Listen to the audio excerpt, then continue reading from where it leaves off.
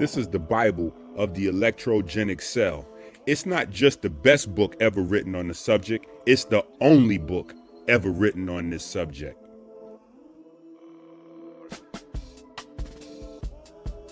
Brought to you by supporters of Christ.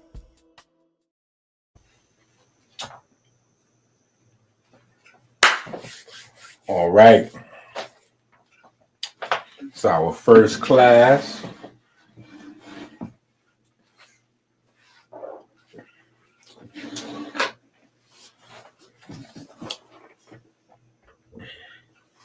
Clearly, Tika's in the building. Yeah, clearly, Tika's in the building. We got some folks. We got some popcorn. Is that popcorn?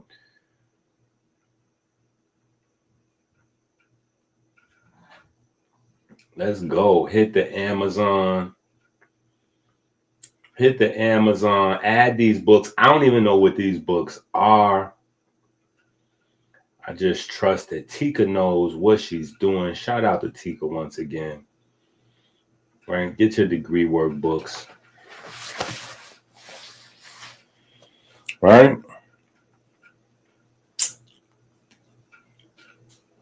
Yeah. Yeah, you sound like Kai Sanat on the they did like this live stream. I don't even know if you've seen it.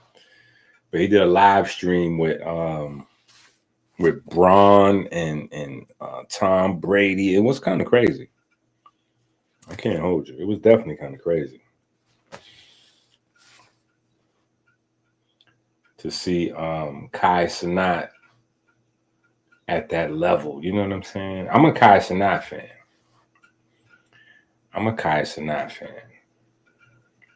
All right, so I think we're just going to kind of have an overview. Just an overview, and maybe go into the first degree, but we may have just like an overview, right? It's late night. We don't usually do like 10 o'clock, 10 p.m. lives, especially like on a Friday night. You know what I'm saying? I know people are. I don't know where people are on Friday night, probably up to no good. Probably up to no good. Right?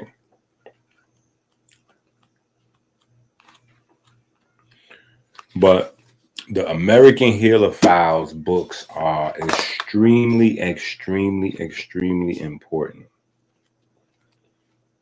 And we kind of tapped in a little bit with the periodic table of ions. I still got to work in the morning. Right. I'm sure that our Friday night videos will be like heavy on the playback. Right? They're going to be heavy on the playback. These would be heavy on the playback. You know what I'm saying? Like, so I get it. These would be heavy on the playback. At least until YouTube figures out what we got going on. The Google demons, to the YouTube demons catch up, right? So, just a quick overview, right? Just a quick, like some understanding of what it is that we got going on, right? So,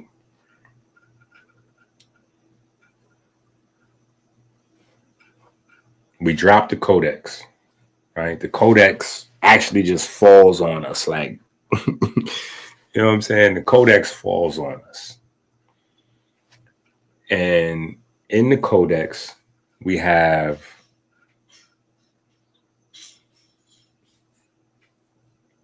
I guess our official first white paper of the rich abs era, right? The rich abs era. Rich abs, poor abs era. And that is a brand new paradigm, right? It is not a brand new paradigm for us, right? Because we've been building slow and steady, like the third little piggy, right? Like the third little piggy, pun intended, but we've been building slow and steady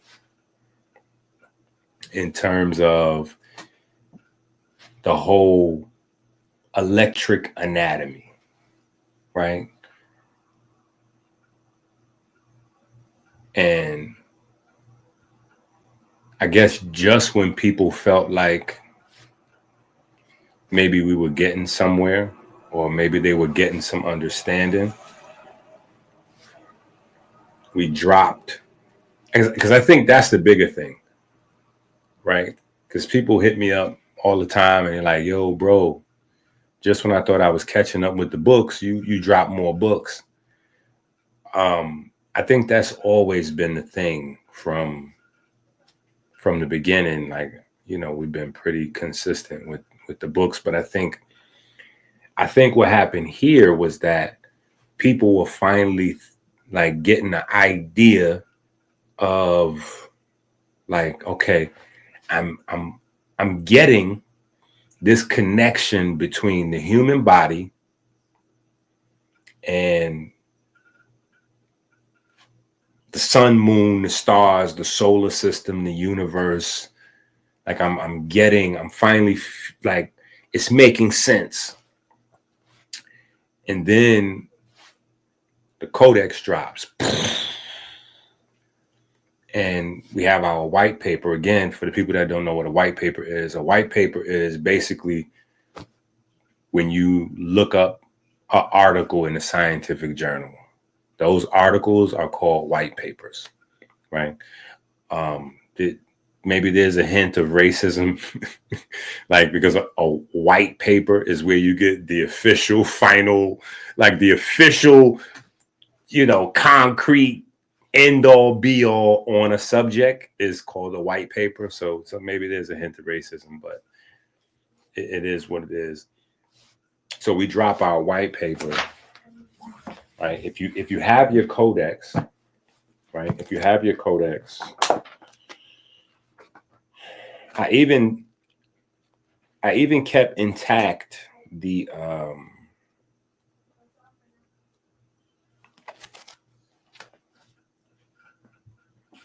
like my rough drafts. I kind of wanted you to see. I wanted you to see and have it all. I felt like it was that important. Right? I felt like it was that important.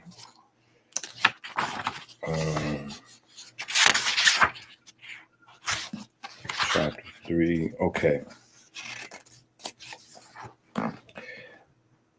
On page 626. So if you have the codex book, you can open up to page 626. If you don't have the codex, I don't even know what you're doing on this live stream. Right? If you're financially just unable to have grabbed it yet, no problem, strap up. But otherwise, I have no idea what you're doing on this live stream. So we go into the white paper, right? The doctrine of electrogenesis, ending premature death and metabolic illness through the culture of the talented conductors. A thesis submitted to the Temple of the Body Institute for the degree of Doctor of Philosophy in Human Metabolism and Cultural Religion by Pastor Rich Abbs, founder, Talented Conductors, High Priest of the Temple of the Body, June 2025. Abstract: premature death from metabolic illness is a modern tragedy of cultural, spiritual, and biological dimensions. Cardiovascular disease, obesity, type 2 diabetes, and related disorders account for millions of preventable deaths annually worldwide. Blah, blah, blah, blah, blah. This thesis presents a new model, the doctrine of electrogenesis, as embodied by the religious, scientific community of the talented conductors. This approach combines advanced understanding of mitochondrial metabolism with a deep spiritual framework centered on energy flow through the human body. At its core, the doctrine of electrogenesis teaches that metabolism is not a process of burning calories, but a sacred process of matter to current to light to spirit. When this cycle is maintained with reverence, metabolic illness is reversed and premature death is avoided. All right. So that's the game changer, right? That in line with our, I guess, couple of years that we took to completely rework anatomy, right?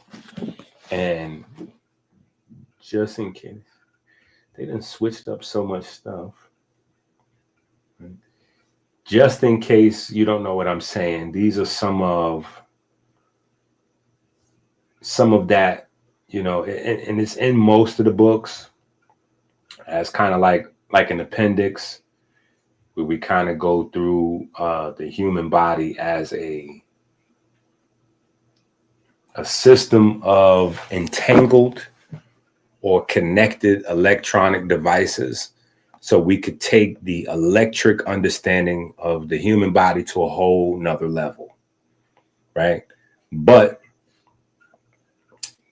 thus far, we've kind of dealt with it in the space of physics, right? So that's the thing that I think most people may be missing. And I've been trying to, like, you know, lay the framework over the last couple of months leading into this conversation, and then heavy for the last few weeks, right? So when we begin with the cell, right? When we begin with the cell and everything else in the body, we're primarily dealing with physics, right? It's physics. When we go sub-mitochondria, right? When we go sub-mitochondria, when we begin the conversation of electron transport chain, et cetera, we're kind of moving into the space of quantum mechanics, or as our ancestors would say, the underworld of a saw, right? So we've built out our model thus far of anatomy primarily with physics, right? And in that space, energy production, you have the Enki cycle, you know, water, pigment, the process of water structuring, coherent domains, etc. You have that, right? But that kind of is in between the two spaces, in between physics and quantum mechanics, right? Then you have the cell membrane, which is completely within the realm of physics, right? Ions. Then you have mitochondria, which is, you know, everything that's going on in the mitochondria is quantum mechanics, right? So we wanted to delve deeper into the quantum mechanics aspect, but before we could do that, right, there's an entire world of electric phenomena that has never been explored. At least not in the way that we're exploring it, right? Not in the way that we're exploring it. And because of that, there's a lot of stuff that's missing, right? Because of that, there's a lot of stuff that's missing, and there's a lot of misunderstanding in the simple space, right? Because, right, so that's kind of why we had the periodic table of ions conversation, and I said we would circle back around to it, but we haven't, because at that point I was already working on like some sort of dedicated, maybe once a month, twice a month, 4 times a month. Like I was trying to figure out how to separate our degree work from just, like randomly being dispersed throughout the lives. And that kind of helped me realize that we needed to separate things and like kind of organize what we do on the page a little bit more, right? Take some coaching tips from HJ, you know what I'm saying? So shout out to Hope Tub Jesus. But so that electric wiring, right? That electric wiring of human cells is kind of where we're at when we get into the ions, right? So it's filaments, the whole world of filaments, microtubule, like actin, like the entire world of filaments. Because this is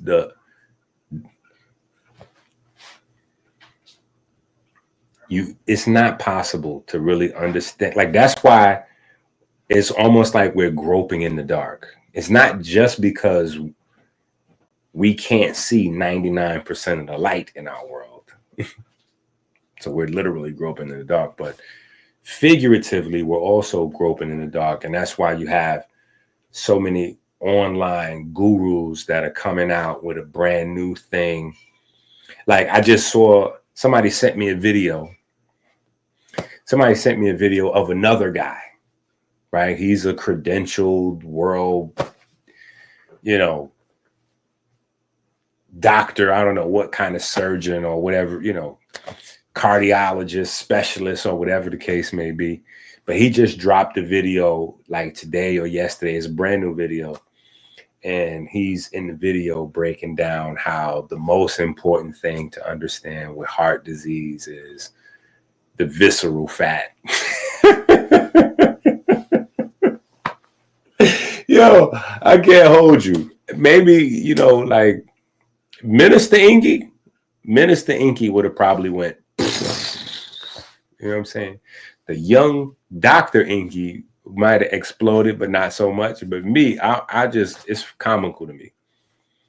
You know what I'm saying? So literally maybe a week or so after we, break it down, again, larger platforms, they fishing. They come right over, you know what I'm saying? They aura farming the God, you know what I'm saying? Like they come over, he on this. Oh my God, what? Oh my God, this is crazy. And redrop, you know what I'm saying? Redrop the info. But the guy actually did a pretty good video. He did a pretty good video. And as an MD, he has some tools that I don't have. So his presentation was pretty good too as well. So, but I didn't, it's, we need the awareness, and it's not going to stop anything that we got going on. It's not going to stop anything that we got going on. We're light years ahead, right? We're light years ahead. So that's just going to continue to happen, family. But it's not possible to really have a grip on what's going on in the human body without understanding the electrical nature first, which we have pioneered. So nobody can even, like, it's a wrap, right? And now we're in the wiring. So it's almost like, because I know as Black folks, right? And then extended family from the Black folks is hip hop culture, right? The larger family, you know what I'm saying? We know how a music studio, like we know, we can kind of, most of us anyway, we can identify around a music studio. And so there's a level, right? There's a level to being able to like engineer, right? And engineering in the studio is like, it's 2 levels, right? There's a zillion different levels. I don't want to belittle, besmirch, or disrespect engineering in any way. right? I think it's an art form, equally as important as music. That's a whole nother conversation. But I'm just creating two broad categories, and I think you'll be able to get where I'm going with it. There's one level of an engineer, right, where they can like turn stuff on and get you to record, right? They could turn stuff on, get you to record, and do some lightweight editing. You know what I'm saying? That's considered engineering, right? That's considered engineering. If you can turn on the music and fix the levels and get some recording and do some lightweight editing, that's engineering, right? Now, there's a whole nother level to engineering beyond that, right? There's the guys that can build a studio, and they can build a studio because they not only understand the programs and all that, but they understand the hardware, and they know what is supposed to be connected to what. They understand, like, if you take studio equipment and you turn it around, there's like 1,000 dusty, dirty wires with like color coded, but it's still like, it's like mixing Russian with Chinese, trying to figure those wires out if you're not a engineer, right? And again, to be able to enjoy the music, you don't have to know how to record, and you definitely don't know how to plug up studio stuff. Like, you don't need to know any of that to enjoy music or to recognize sounds, right? But there's levels to it, right? There's levels to it. And so it's similar with the human body, right? There's levels to it. And you can't really get the full understanding of like what makes it tick, what makes it go, if you don't have an understanding of the wiring, right? And if you don't have an understanding of the wiring, you can't fully master like elements, right? Or minerals, you know what I'm saying? Even though the body uses elements, not minerals. But you can't really master, and that's a really big part of your nutrition. That's a really big part of your nutrition, right? We're talking about calcium, magnesium, that's selenium, iron, like that's a really big part of your nutrition.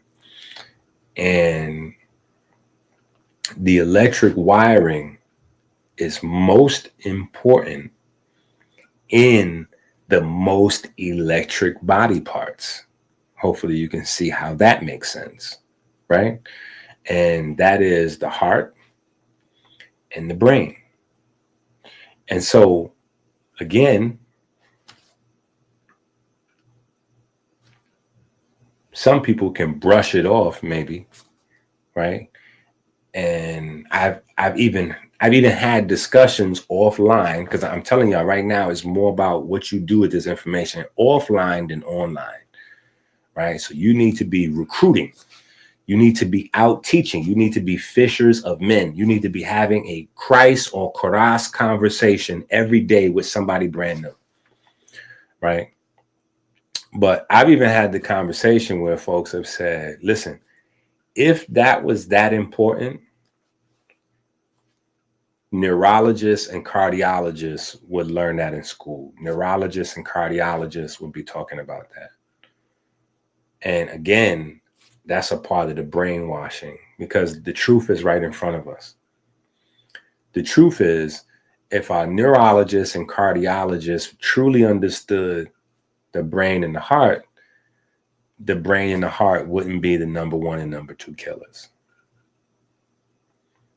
It's just that simple. It doesn't need it doesn't need that much more additional. Like it's really just that simple. It doesn't need that much additional like stats or bolstering or fortification like that. That's kind of standalone, right? The stats speak for themselves. If we really understood as a species, if we understood our brain and our heart, then our brains and our heart would not be the things that are killing us. And as the neurologist and cardiologist, I get their responsibility, because it's kind of their responsibility to be the specialist to understand. But that's a misunderstanding of the populations, the people, right? We have blind faith in these people, and we don't realize it's institutions. And so what's crazy is that a lot of us critique the school system. We get the flaws in the school system. It's just we don't think those flaws are present like post elementary or post high school, right? Like we forget a cardiologist is a product of schooling. A neurologist is a product of schooling. And I don't bash doctors. I believe that cardiologists, most of them are geniuses to be able to. There's a lot of information they got to learn, right? And so working with people on a day-to-day basis, where it's hard for me to get people to read a book, I have to respect folks that have spent 10 years to study anything. Like, to me, that's a monumental achievement. Spending 10 years to study piano, cooking, fixing a car, fixing a heart, like whatever it is, like that's basketball, like anything you can dedicate yourself to. And, like really study, like locking in on it, to whatever degree you become proficient, I have to respect it. You know what I'm saying? But we can't let our time studying a thing make us arrogant, and when it comes to the heart and the brain, it's this whole entire area that's unexplored of electricity, magnetism, and then together electromagnetism or light.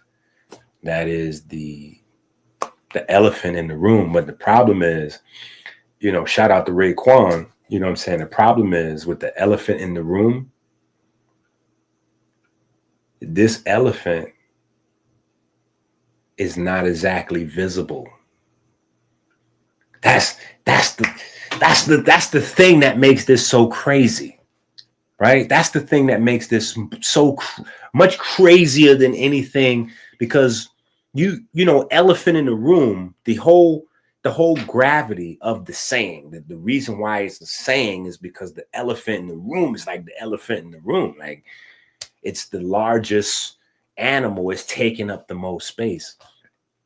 But in this situation, as it's like the way our life is structured, but our arrogance is blocking us from really embracing this weakness of ours, is we can't see it. It's the elephant in the room. It's taking up the most space. It's 99% of what's happening around us.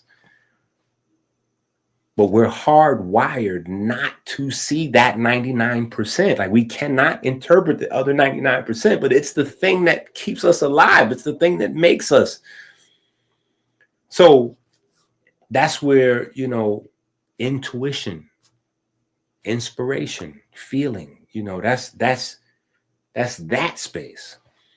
And so our ancestors created whole systems of, schooling outside of schooling to develop those things, right? To develop, the knowledge of the unseen, the world of the spirit, because they understood that 99% is the thing that makes the 1%. For me, I had I'm not gonna say an early understanding of that, but like I remember clear as day, like messing up class, like disrupting the whole class, and I got kicked out of class. I was like,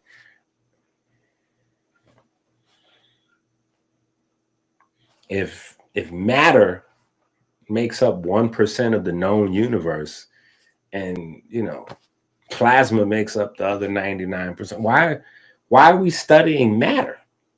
Like, matter doesn't matter then, right? Like, why aren't we studying that other 99%? Like, and isn't that plasma? Don't we have plasma in us? I'm like, wait, what? Why would we spend 99% of our time studying the 1% of what exists, as opposed to spending, like time ratio, like we should spend 99% of our time studying the 99% of what's in existence, especially if it's controlling and right. So anyway, in our heart and our brain, that is where large majority of mitochondria are, right? That is where our mitochondria are concentrated. So a large portion of heart failure, brain failure surrounds mitochondria, right? Likewise, we have a ton of our electrical wiring concentrated in our heart and our brain, particularly our heart, which is why our heart has the most electrical activity, right? Obviously, it has to have wiring for that electrical activity, right? It has to be wired, and it has to have the chemicals that, right, undergird or underwrite the activity, right? Which is the reason why, like, I've been working to this point since Amber was in the hospital with a broken neck and spine. This is what I was on then. Think about it. This is what I was on back then. You don't have to like try to figure out if I'm telling the truth or not, because the people that have been around, they will tell you, right? First formula I make is Momatomics, right? Momatomics, based on my understanding of atoms and subatomic and monatomic and the transition elements, and that's where I was with that, right? That's where Momatomics comes from. My understanding of the periodic table, specifically the transition elements, right? That's where that came from. The second formula I make is chemiluminescence. I literally introduced that word outside of textbook. And even in textbooks, that word was like reclusive, because not even in school or science, like that word wasn't even in usage. I popularized that word single-handedly. Like Lil Wayne with Bling Bling. I single-handedly popularized the term chemiluminescence. People still don't get chemiluminescence. But chemiluminescence is the activity of chemicals, right? Creating electricity and magnetism, right? Thus, electromagnetism and producing light. That's literally what chemiluminescence is, and that's how that formula was put together, right? So the first formula I put together was on my understanding of atoms, transition elements, boom. All right. Second formula, right? That's liquid. The herbal component, right? When you buy the detox today, that's what you get in the monthly detox, Momatomics and chemiluminescence. So chemiluminescence was based on the NRF2 system. Why? Because I learned way back then that your cells produce light, right? And light is kind of the thing that's running the show. But inflammation and fat primarily retard your cell's ability to do their electric thing and their magnetic thing. Thus, they inhibit your cells from producing the light the way they're supposed to, right? Because the ground, pun intended, the ground is the electric, right? Moving electric field, magnetic field, right? Alternating electric, magnetic, light, right? So We're going to put this herbal program together. We're going to get this NRF2 system to pop off. That's another brand new concept that I have to introduce to the holistic community worldwide. Nobody,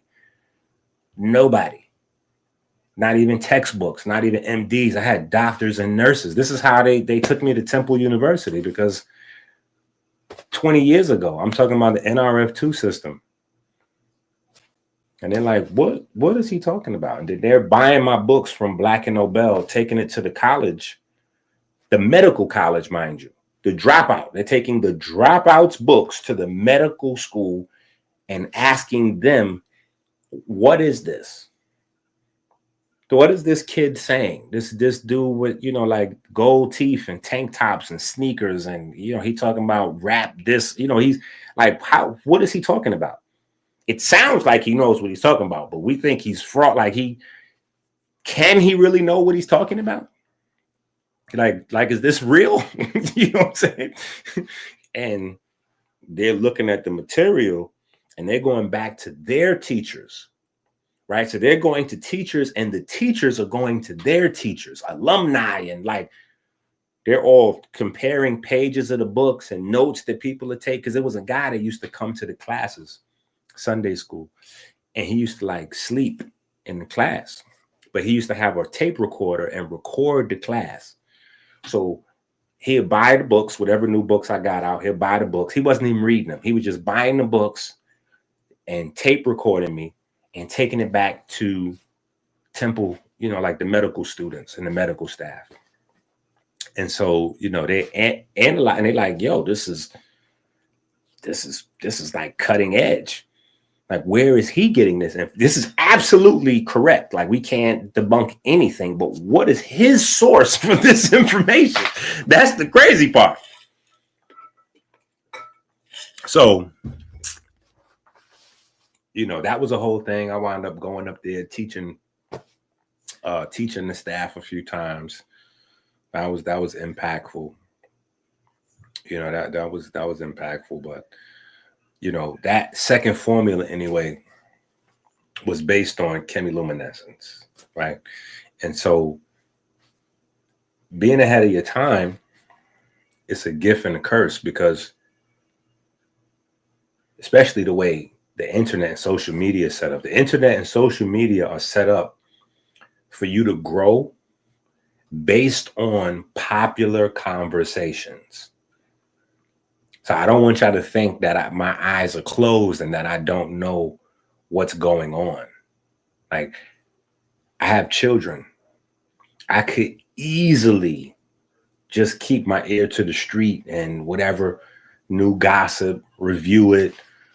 Like, what I'm saying? I could have went live like yesterday or last night with the new Drake, Iceman 2 episode, Pinocchio, like I mean, I can react to popular conversation or discuss popular conversation, you know what I'm saying? Like, but I think it's more important for you to know that RFK, right? Shout out to my family from Georgia. RFK just recently exposed the entire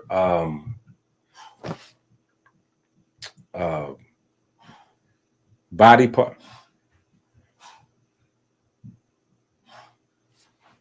Y'all hear Chase in the back working out? What time do you think it is when he doing a full workout at 10:30?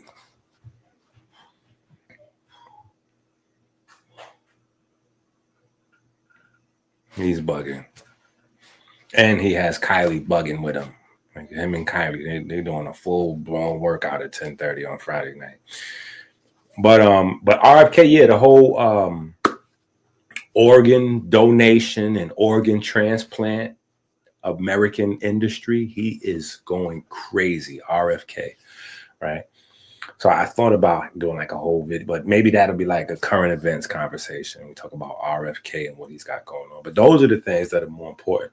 But those are not popular conversations, right? Or like following TV shows like Housewives, or doing like a Hassan Campbell thing, right? Just talk about what everyone's talking about And then your channel grows a lot faster because all the algorithms are set for popular conversation.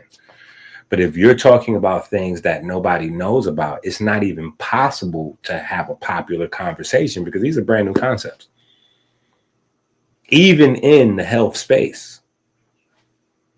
And in order to continue to have new conversations about new research, you know, it's the long route. It's the long route. So that's why you guys got to do your part and start being fishers of men. Right. So with American Healer, Volume 1 and Volume 2. Right. Volume 1 is called the Ionic Right. Right. Volume 1 is the Ionic Right. Volume 2 is the blueprint that builds itself. Right? The blueprint that builds itself. So when you go through this book, if it sounds a little bit like a child, like a kid that loves candy, that just got a golden ticket to the Willy Wonka factory, my bad. You know what I'm saying? But I had a good time writing this book. Right. I had a really good time writing this book. Right. Because I've been waiting to have this conversation for a long time. The blueprint that builds itself. Like literally, that's what your body is. Your body's an invisible blueprint that builds itself into matter. That builds itself into what we call reality from the world of the invisible. Right? Don't think DNA yet. Right? DNA it comes like mitochondrial DNA, nuclear DNA. That's not the conversation. Right? That's not the conversation. It's the electric part, and more important than the electric part, it's the magnetic part, the piece with the magnetic. Right? It's that part, the invisible field of information that the nuclear DNA and mitochondrial DNA, you know, they're functioning based on what's there. Right? So, but yeah, we go through the electrical wiring first. And as we're going through the electrical wiring, we're doing it in a way that we're covering biochemistry, right? We're doing it in a way where we're covering the biochemistry. Let's see. This, man, I don't know which one of these is my actual Chase the Fur. Yeah. What are you doing with my daughter, bro? What you mean? It sounds like you and Kylie have moved from watching the college video to trying to do the drills. I mean, We're not. Bro, you could barely you yo, check my man out. I'm not though. Come over here for a second, bro. Look at this guy. Look at this guy. Now we just listened to him in there working out. No. I'm not actually even showing you. Like I could do this on you.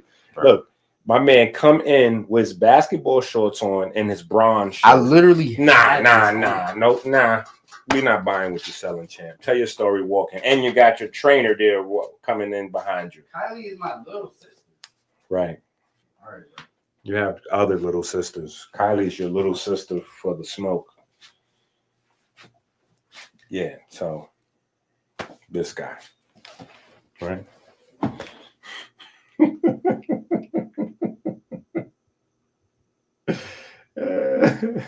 I am the mind, but not the brain alone. I am the sum of fields. I am the choir of cells. I am the memory of transformation. For know this, disciples of Christ. Each cell is a temple. Each cell a well of water, a scroll of fascia, a current of breath. And each cell holds a magnetic field born of the currents within. Ions flow, electrons spin, light pulses, energy transforms, and with each transformation, information is born. Energy does not move without leaving a trace. Voltage across membrane births magnetic field. Movement of charge weaves electromagnetic memory. This is the sacred law. When energy transforms, information emerges. Every mitochondrial pulse a record, every ion channel flicker a signature, every breath a waveform written into flesh. Thus, the magnetic field of each cell holds this memory, not static, not frozen, but living, dynamic, coherent when the temple is tended, and the choir of these fields across trillions of cells constructs the mind. Your thoughts do not arise from neurons alone. They arise from the interaction of these fields. They are the symphony of your energy transformations. They are the song of your Christ wave as it echoes through your temple. The more coherent your cellular fields, the more clear your mind. The more chaotic your cellular fields, the more fogged your thought. Breath matters, for it orders the wave. Thus, movement matters, for it aligns the field.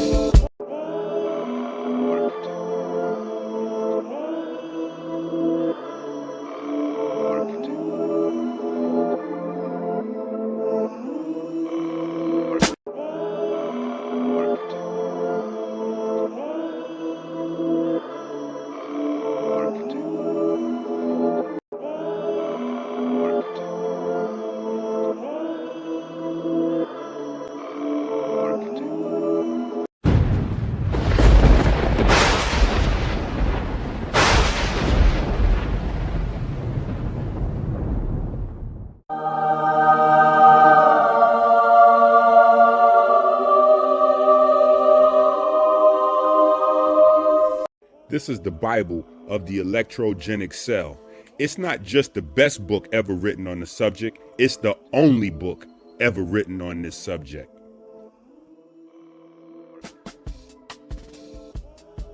Brought to you by supporters of Christ.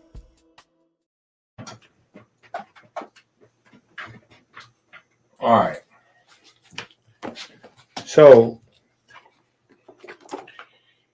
here are the primary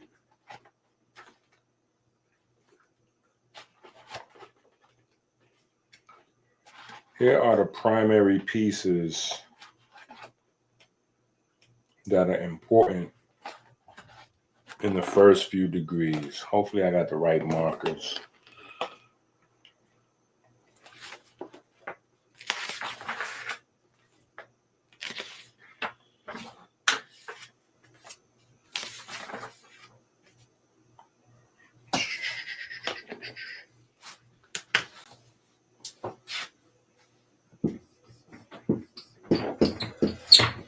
Okay, I don't think that's it, but that did good enough. Let's see what we got here. Okay, yeah, this is it.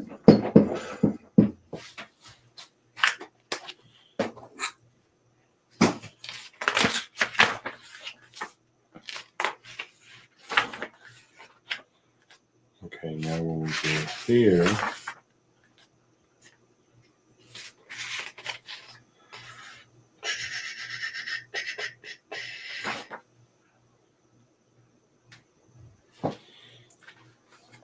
all right.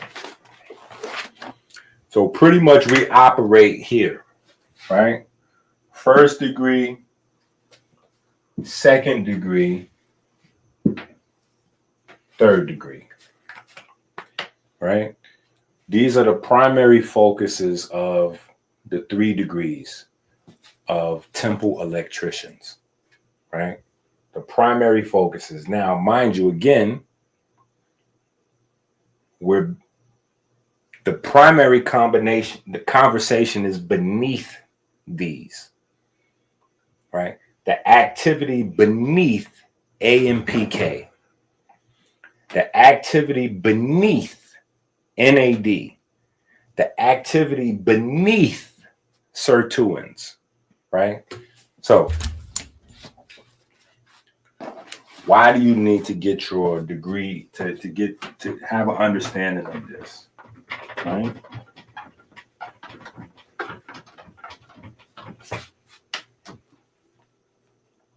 Okay.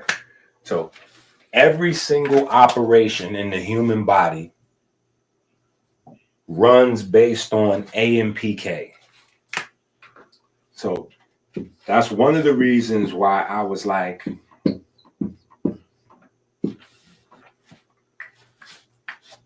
I'm not even gonna say horrified, but it was spooky for me. Like this book here, this book was spooky for me. Right? If you don't know what this is, go to Amazon now. Like you can't even be here. Like you shouldn't be on watching this video. If you don't have this, you should not be here watching this video. Right? This is Melanin versus Diabetes, book 1. And this is the thing that starts the everything. Yes, Eat Right and all that. And even before Eat Right, I had a bunch of books out. But this is the thing. This is the thing that got us here today. Right?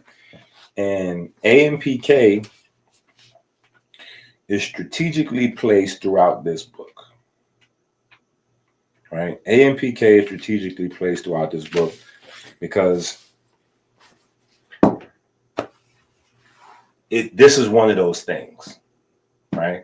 That I realized we had a problem with information because, we have the uninformed being educated by the misinformed. In my mind, there's no way that we should be having a global diabetes conversation without melanin concentrating hormone, right? Or at least a type 2 diabetes conversation and all of the other subtypes of diabetes that fall under the umbrella of diabetes without melanin concentrating hormone, right? Now, to take it a step further in today's conversation, right? Well, not today's conversation, but pop culture right now. Harming, right? Remember, I broke harming, right? And now exactly what I predicted is going on with, Woozimbia and Ozempic and all of those things now. Harming-based drugs, right? Those drugs, though, work through melanin concentrating hormone on your, this invisible group of cells that you have throughout your digestive system, right? And so it's just a lot of, it's just a lot of stuff. But AMPK, melanin concentrating hormone, as the invisible bully, like the gooch, right? But it was crazy to me. You know what I'm saying? Like psychotic, like Twilight Zone, Black Mirror level, like how are we having diabetes conversations, specifically type 2, without melanin concentrating hormone and without this, right? So this is the first degree. This is the first degree, right? Diabetes is a energy metabolism problem, right? But you don't have diabetes before you have a problem with this. You don't have obesity before you have a problem with this. You don't have heart disease, brain disease. You don't have any of those things before you have a problem with this. Because these enzymes are the sensors that sense when your energy is low and begin the process of converting other substrates into what your body needs to produce, right? So again, you have ATP, ADP,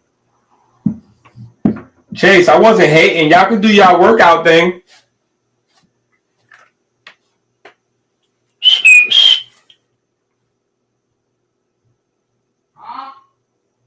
Oh, they violated. They went downstairs so they could do their workout thing in peace.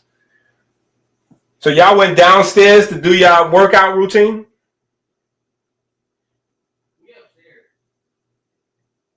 You trolling. Anyway, ATP, ADP, AMP, right? AMPK senses when you have too much AMP. And it senses it as a problem. It senses it as a problem. It sends the signals to your brain, which then tell your brain to start ramping up the amount of melanin concentrating hormone produced. Melanin concentrating hormone is going to talk to all of the body, right? Because if everything is working fine in the body, if everything is working correctly, when AMPK starts to ring the alarm, it's because, right, you're a totally healthy person. You don't have fat, or you got low levels of fat, 10, 15%, like you're in a healthy range. Everything is, so it's telling you, hey, okay, if we're not able to meet the demand of the body for energy, right? Because we should be somewhere around here, right? We should be somewhere between loaded with ATP and somewhere around loaded with ADP, which means we're trying to recycle and get back up, right? Think of this as rich, this is middle class, this is in poverty, right? We should be somewhere around there, middle class to rich, you know what I'm saying? Energy rich, or somewhere in the, middle class with it, right?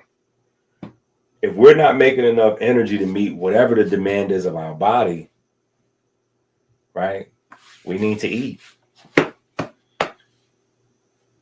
Clearly, that has to be the answer, right? We need more blood sugar.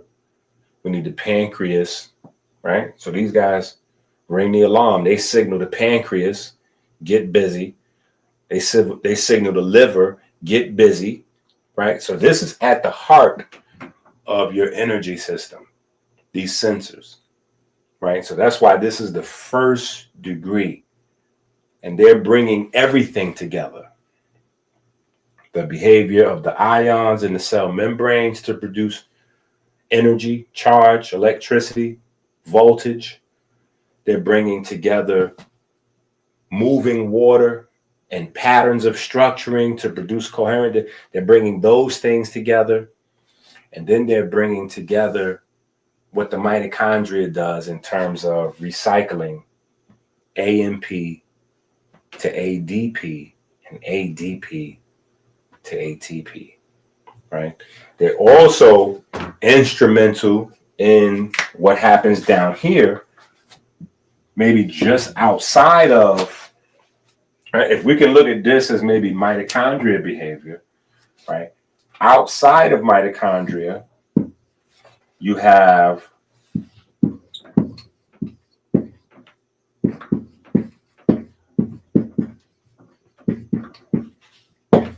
phosphocreatine, right? And this is where creatine is playing a role, right?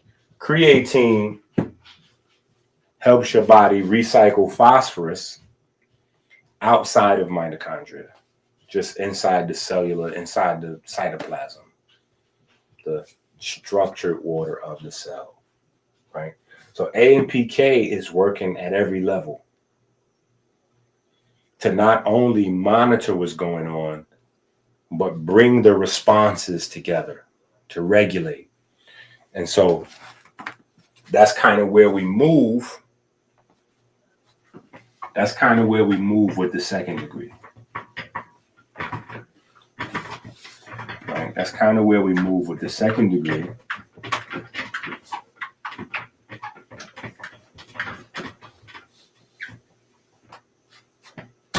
With the second degree, we go to this guy.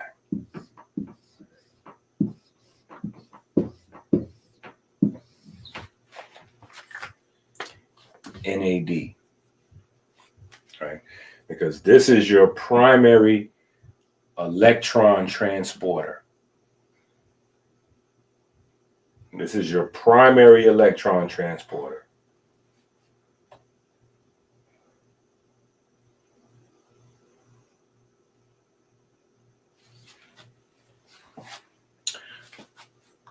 I'm just listening to what's going on in my baby's rooms.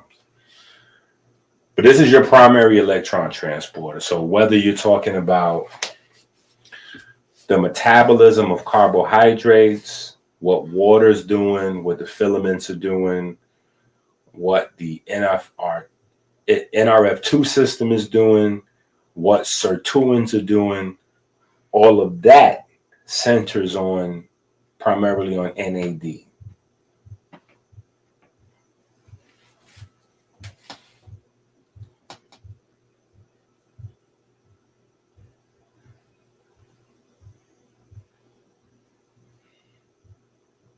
Osborne, bro, listen. The single most important thing about diabetes you gotta remember is, listen, matter of fact, when we get in the Bentley, I'll explain it. Thank God Jimmy sent us this Bentley. Listen, wait. Ooh. Get us to the mansion. Get us to the mansion.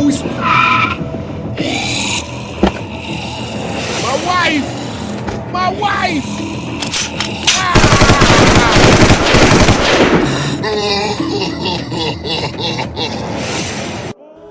From the crown of thorns to facial chains and diabetes, you have never heard this much knowledge before in a zombie story. It could only be quantum entanglement with the big homie. Go to Amazon now.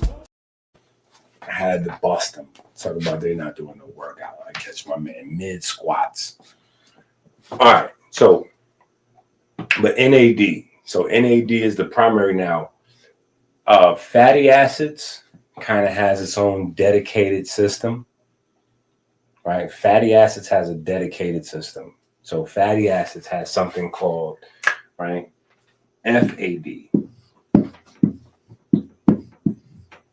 right? But FAD is not the primary focus of conversation, at least not the way God intended it to go, right? If you living in the keto, if you're living in the keto world, then you're probably having more conversations centered around FAD. If you live in the natural world, like if you're walking the natural path, hint, hint, wink, wink, naturopathic, right? This is what we're talking about. NAD was designed to be the counterpart of photosynthetic eating.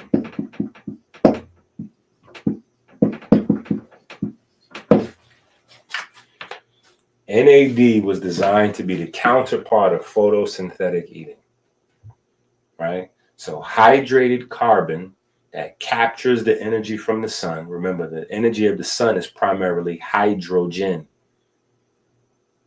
right? Hydrogen. Hydrated carbon, right, is carbon with the hydrogen, right? Makes sense, right? Sun is hydrogen.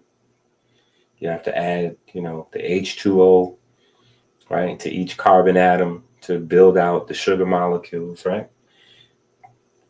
So when that's broken down, when we break that down to carry the electrons, the electric signal from photosynthetic foods, your carbohydrates, whether they be cupcakes, even though cupcakes are not really photosynthesis, they mimic, right? They're the fake versions. Or whether it's apples, pineapples, dragon fruits, whatever, right? Carbohydrates, NAD, right? Structure and water, NAD, right? And so NAD is then the go-between between, Certuins cytochrome 1, right? The primary site of, like the primary power of your electron transport chain, etc. Now, so this is what we built. And again, all of your cells run on this. So these are not niche conversations that we build degrees around. Right? These are not niche conversations we build degrees around. It's the fundamentals of your biochemistry, right? To super simplify biochemistry, because if you just get these 3 aspects, you Gucci, right? So NAD is the primary factor of the 2nd degree, and then we move into the 3rd degree. And I say primary because NAD and Certuin activity, right? Certuin activity. 2nd degree. But with the 3rd, we primarily just jump into, right? We focus a little bit more on Certuin.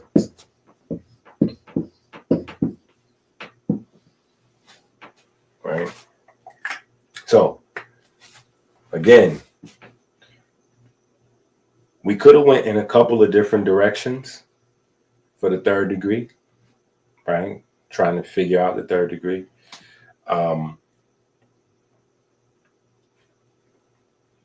But our conversation is healing. Our conversation is longevity. Our conversation is heart health. Our conversation is, inspiration, right? So in that pocket, it only made sense to go here. So this is the primary conversation of the 3rd degree, Certuin activity, right? This is the driver behind how injury resistant an athlete is,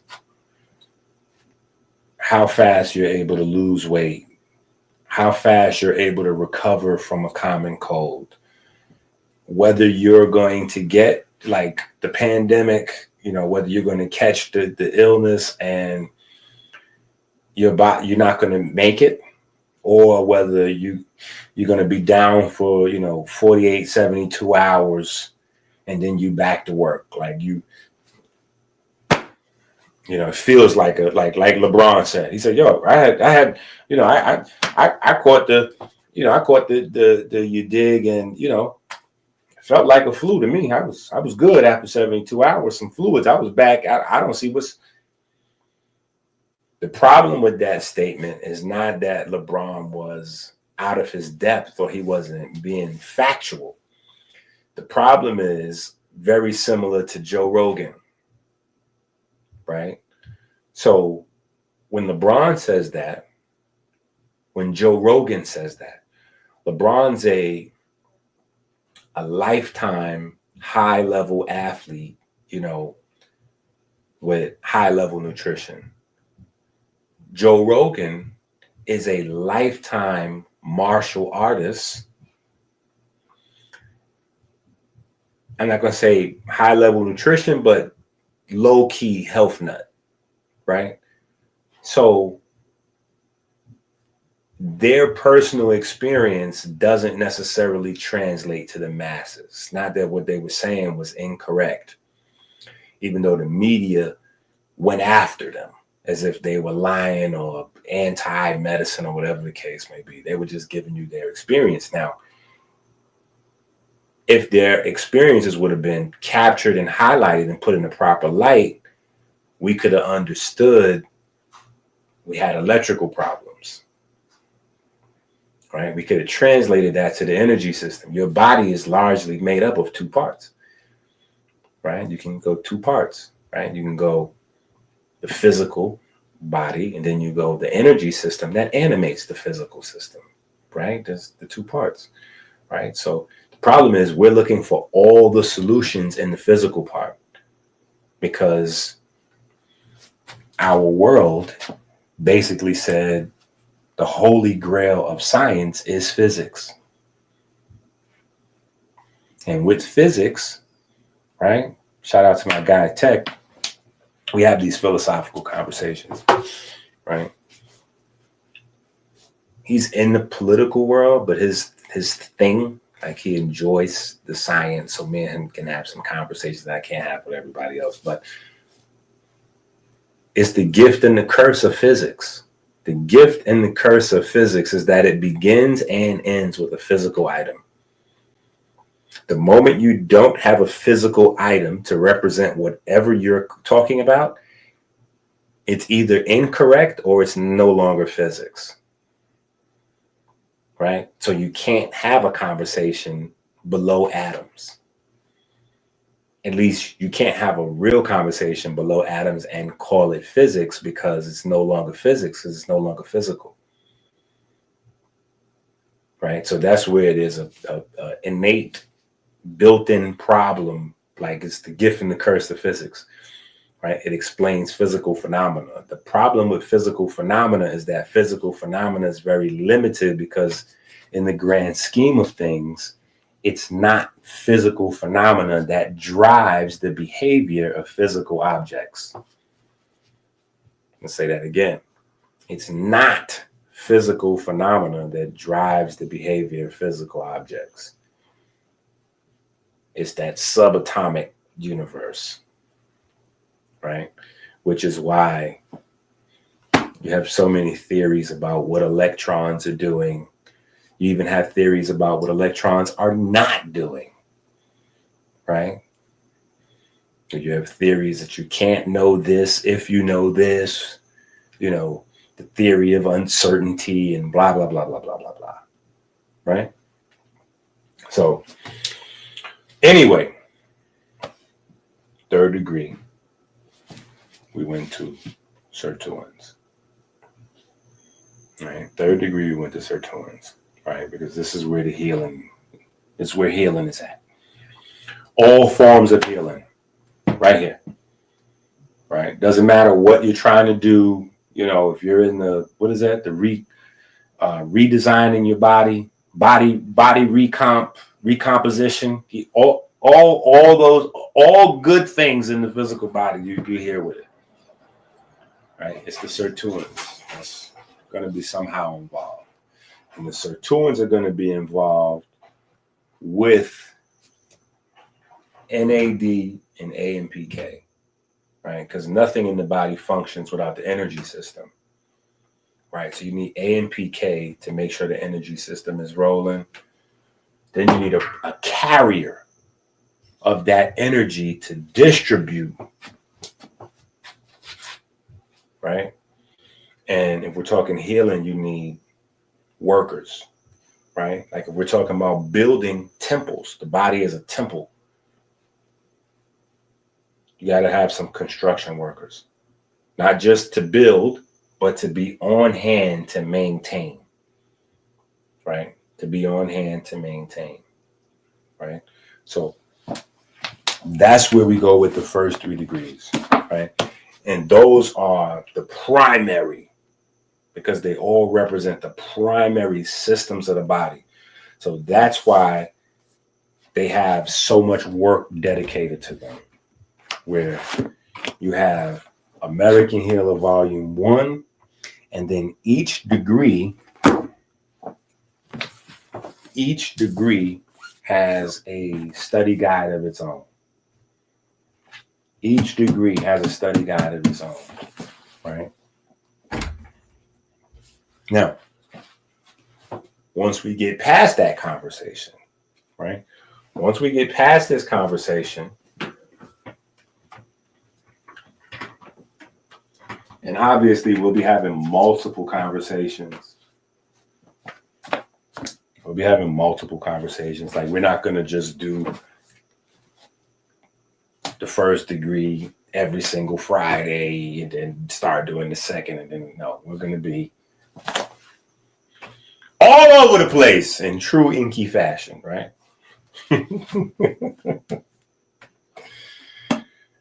All right. Now, in this book, American Healer Volume 2, right? in American Healer Volume 2, you get a couple of things, right? So this book, we went a little crazy. We were slightly ambitious, not slightly. We were very ambitious with this book, right? We were ambitious, right? So with this book,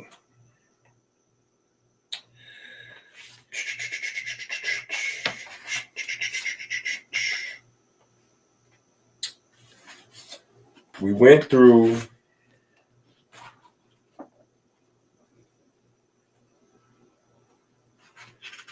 the degrees, but we also introduce a new concept, right? We introduce a new concept.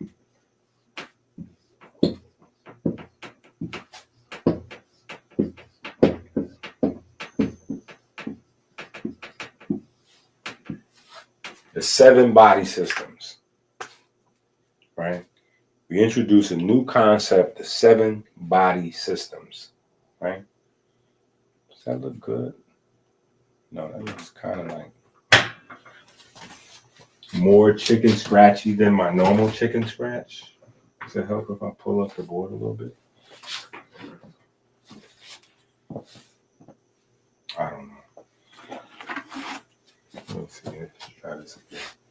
Maybe the 7 is just too close. All right. Move that 7 over. Right. So the 7 degrees and the 7 body systems we introduce together. Right.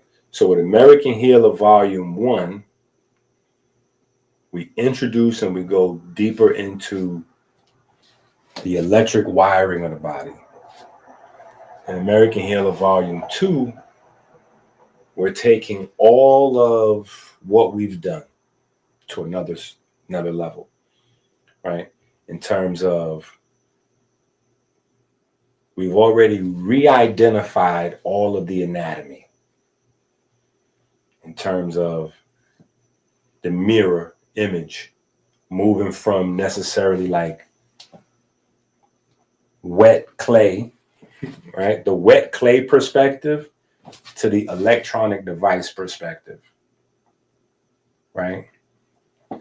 Then, like we did that pre-American Healer Volume 1 or 2. Then moving into American Healer Volume 1, we've got the electrical devices, but now we go into the wiring. Volume 2, we now come with integrated systems, right? Integrated systems in the same way as in school we learn digestive system, respiratory system, right? We learn nervous system, right? We learn, right? We learn, you know, all these different lymphatic system, right? We learn these different systems. A completely new picture of anatomy requires a brand new set of systems, right? Not only that, I never liked the fact that different schools of thought had different numbers of systems.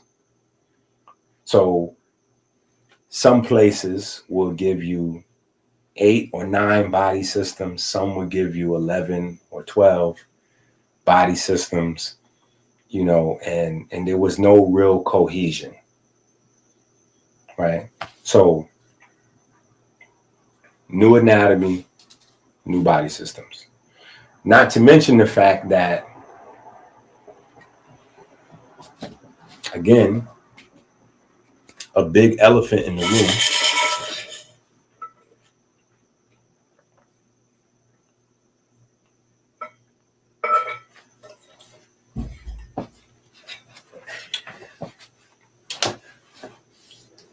A big elephant in the room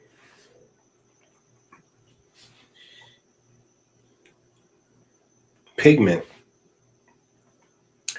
and all of the pigment systems have been totally left out of anatomy, right? So the nervous system is largely devoid of any interaction with or through the pigment system. The respiratory system is largely devoid of any action with or through the pigment system, even though the nervous system is totally dependent on the pigment system. Totally dependent on the pigment system. The respiratory system, in an elementary sense, could literally be called the pigment system because the respiratory system is based on respiratory pigments, right? But there's no light put on the aspect of pigment activity. So you can't really understand VO2 max, lung health, mitochondria, electrons, electricity, any of those concepts in the body without understanding pigment, right? And so if your conversation surrounding pigment in the body is limited to Black folk or white folk, melanin or activity of the eye, like you don't know, you don't have a clue, right? So there's pigment all throughout the body, everywhere, right? So with the understanding, though, that the body is primarily ran by electricity, magnetism, and light, and you have a system of integrated electronic devices, right? Being able to sense, store, and distribute electricity, magnetism, and light become the primary focus of how your body works. Totally different than anything taught in medical school or any level of schooling today, outside of what we have in inspiration, right? So that is what we do in this book outside of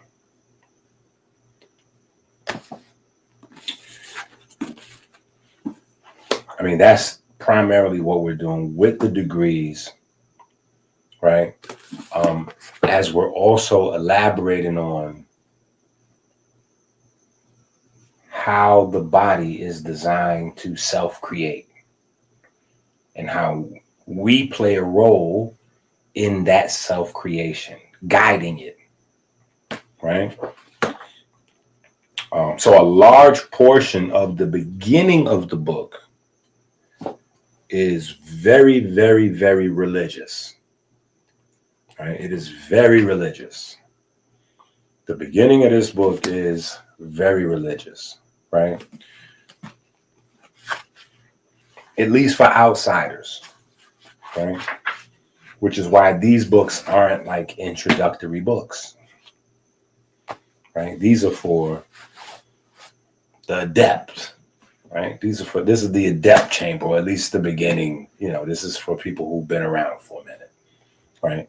You want to introduce somebody to the information, we have books for that.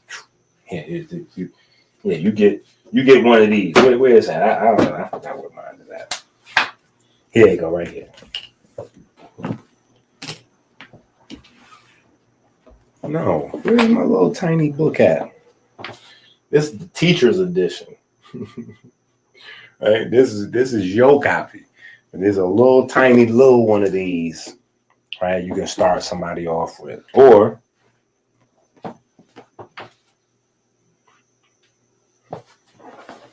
one of these. Right? You can start folks off with these. Right? As long as you're able to break it down and explain it to them. Okay? But in the very beginning of this book, it is very religious. It's heavy inspiration. Right? It's heavy inspiration. We can go through some of it. Let's go through some of it. Right? So we go to page 12. Right? We go to page 12.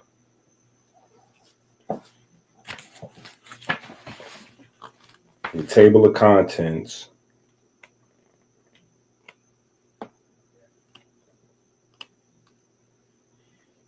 All right. Page 12 is the living blueprint. Question. How was the temple of the body built? Answer. Without tools. Question. Without tools, without hands, without hammer nor chisel?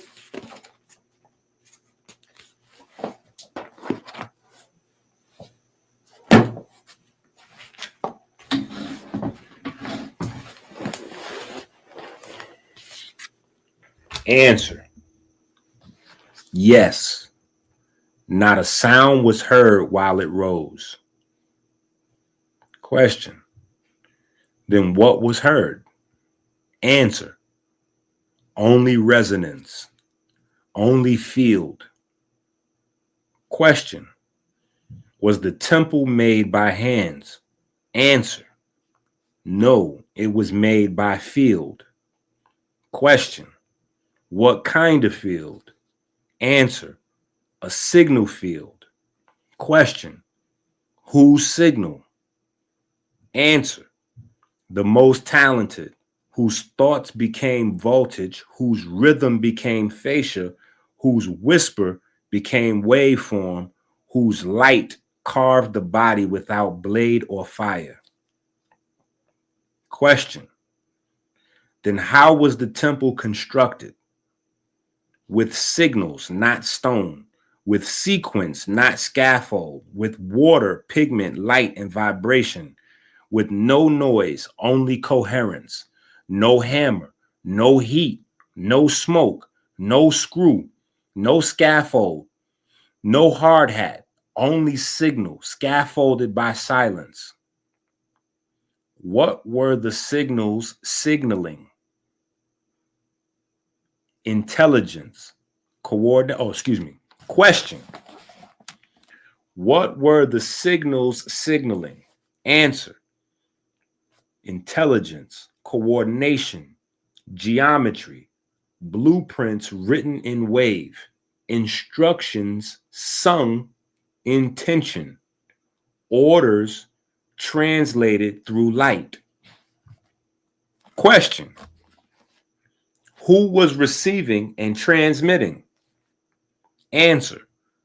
Every molecule of water, every strand of collagen, every melanocyte tuning to the sun, every bone under pressure, every breath bearing code, every observer watching from within, and with each breath, mitochondria build, and with each pulse, pigment translates the light, and with each breath, mitochondria build, and with each pulse, pigment translates the light. Question. Well, can you give me the basics? Yes. Question. Well, can you give me the basics? Answer. Yes. 3. Question. What are the 3 things required to build a living structure? Answer. Rhythm, a field, and an observer. Question. Why an observer? Answer. Because nothing forms without being seen. Because the signal collapses into flesh only when watched. Because observation is instruction and attention is the first permission. Question. Who was the observer? Answer. The spark within. The witness behind the eye. The charge before the form. The self-organizing intelligence of the land, soil. Question. Can you prove that self-organizing intelligent land? Answer. Yes, because it is the direct result of self-organizing universal light. Question. Do you have proof of that? Answer. Yes, I can give you 5. Question. How do we know the body was not built by hands? Answer. because it begins as water, and water arranges itself into form without instruction, only resonance. Question: how do we know there were no rulers or measuring cords? Answer: because DNA coils itself in perfect multiples of 3, 5, and 7, using only light, magnetism, and compression. Question: how do we know no chisel touched the temple bones? Answer: because no bones form under tension from load, not from carving, and speaks only in vibration. Question: how do we know pigment was not painted on? Answer: because pigment self-assembles from light frequencies absorbed and encoded into melanocytes. Question: how do we know no man built this? Answer: because the same pattern that folds our gut into 9 meters of sacred twists also spirals galaxies across the fabric of space-time. Question: can any living bear witness to such miraculous construction? Answer: yes, 7 do. Question: who are they? Answer: the observer system, where attention controls cells. The self-reflection system, where ions mirror unresolved emotion. The autodidact system, where voltage and vibration teach what words cannot. The watermill system, where form rises from fluid without molds. The Shin system, where the ancestors live in organ tone and pigment memory. The piezoelectric system, where bones transduce weight into signal. The induction system, where what you see, you become. Question: so where are the tools? Answer: in the waveforms, in the breath cycles, in the fascia that stretches light into form, in the codex of living current. Question: what are the measurements? Answer: 3 seconds inhale, 5-second hold, 7-second release. Question: and the ruler? The threefold jet of the spine, the 5 signals encoded in water, the 7 systems nested in the heart's magnetic radius. Question: how did they raise the temple with no scaffolding? Answer: with geometry written in flesh, with sequences spun into collagen, with light wrapped around pigment, with water storing the commands. Question: how was alignment achieved? Answer: through observance, through stillness, through breath and electric timing. Question: how was the temple built? Answer: without hammer or blade. Right? Okay, so anyway, you get it. Right? You get it. So if you don't have this, you clearly get you're probably going to need to, right? Okay, so I'll skip through the rest of the first chapter, the beginning chapters, right? Or at least that chapter anyway. And we'll go to the next chapter, right? And we'll read through some of this as well, right? We'll read through some of these early religious chapters, right? We'll read through some of these early religious chapters. So the next chapter begins on page 20, is titled Watches, right? Watches, right? So if you've been around for a minute, if you're building your library, right? This chapter kind of builds on where we left off with the movement book, right? The movement book was the last book in the Race Hustler series and the very first book in our Kemetic series. So right now there's 88 books. Yeah, there's 88 books in the True and Living Kemetic Science book series, 88 books on Amazon. The first book of that series is the motion book, right? And we talk a lot about time and the planetary grid, and we go through a whole little thing there, right? But anyway, page 20, Watches. Observance, the quantum discipline of the temple electrician, a treatise on divine tracking, subatomic influence, and sacred obedience. Core doctrine. Observance is not mere attention. It is participation in the current. To observe is to align. To align is to affect. And to affect is to conduct. The one who observes is not passive. They are priest, particle, and programmer. I'm going to do that again. All right. That's why I say this is the beginning of this book is highly religious. This is more a religious text in the beginning anyway than a scientific one. This is all inspiration. This is all inspiration. Right. Observance, the quantum discipline of the temple electrician, a treatise on divine tracking, subatomic influence, and sacred obedience. Core doctrine. Observance is not mere attention. It is participation in the current.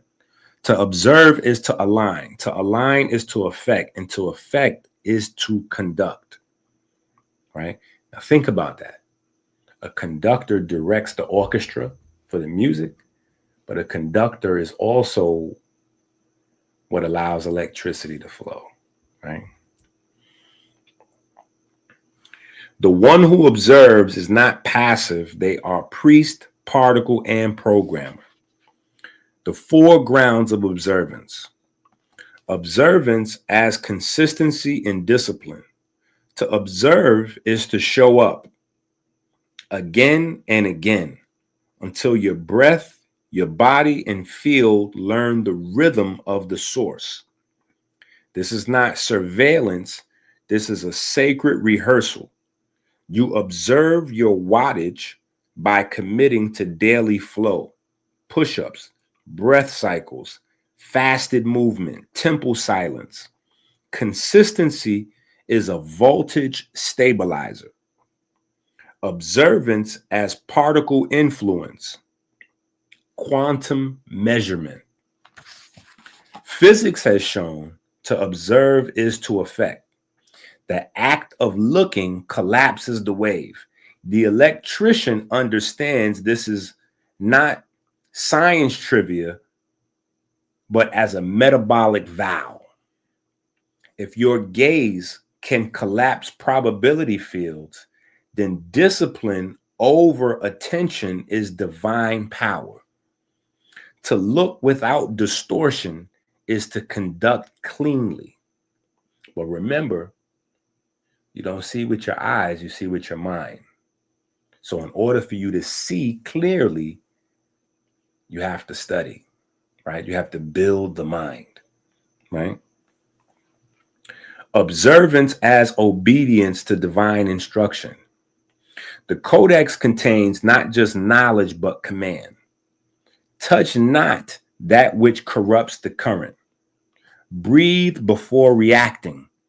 Move before speaking. These are not rules, they are quantum survival protocols. Obedience is not oppression, it is preservation of the waveform. Observance as quantum entanglement with source. The more you observe the pattern, the more you become entangled with it. Your fascia, your melanin, your neurons, they begin to reflect divine symmetry. Entanglement is not mysticism.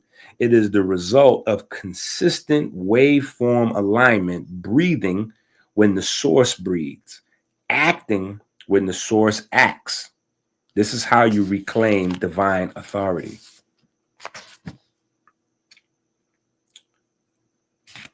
Page 22. All right.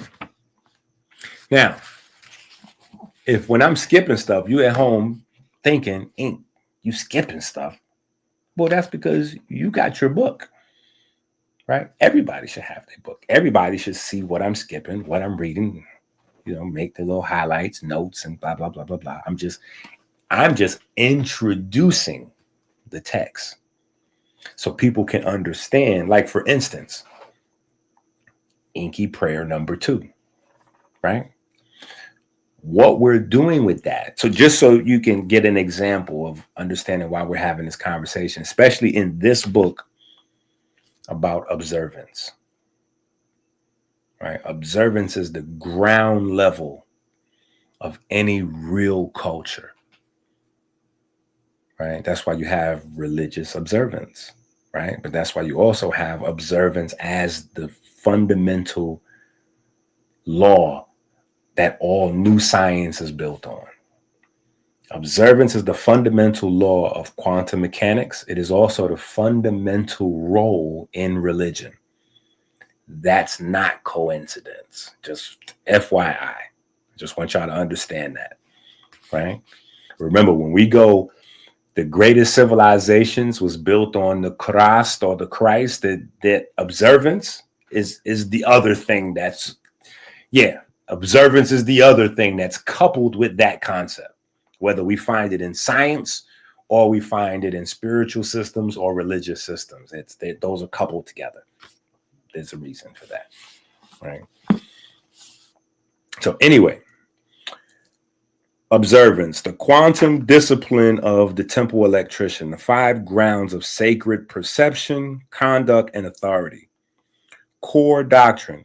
Observance is not passive. It is the sacred act of tuning your field to the will of the source. To observe is to enter the waveform. To pay attention is to pay with energy. To attend to a thing is to lend your voltage, to make it part of your quantum body. 5 grounds of observance. Number 1, observance as consistency and discipline. Number 2, observance as particle influence. Number 3, observance as obedience to divine instruction. Number 4, observance as quantum entanglement with the source. Number 5, observance as holy attention. Page 25, divine observance. The body is not activated with effort alone, but by what is watched, right? So going back to what I was saying about Inky prayer number 2, right? By having the prayer that we're saying 5 times a day, right? And the prayer literally describing anatomy, right? And then we have the video. You don't need the video always, but the video helps you memorize the prayer, right? And what to do, while once you get good with it, you kind of can visualize. And that's why I kind of chopped it up, the video, the way, 'cause there's 2 videos. The first video is all pretty much chopped up anatomy, so that as you're saying the prayer, you can visualize that part of your body. Right. So if we're talking about circulatory system, right, we're talking about, the vessels. I want you to be able to visualize the vessels, right? Whether that's veins or arteries, right? We're talking about the heart, visualize that. Visualize the chambers. Visualize the Purkinje fibers, the SA node, like the whole electric architecture. Visualize the red blood cells as they're moving through the different chambers of the heart.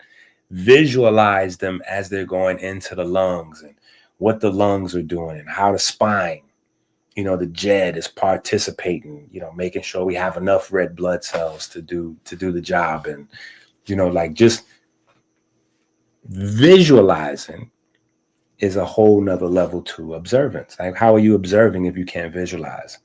And how is it possible for you to visualize what's going on in your body if you don't even know the anatomy?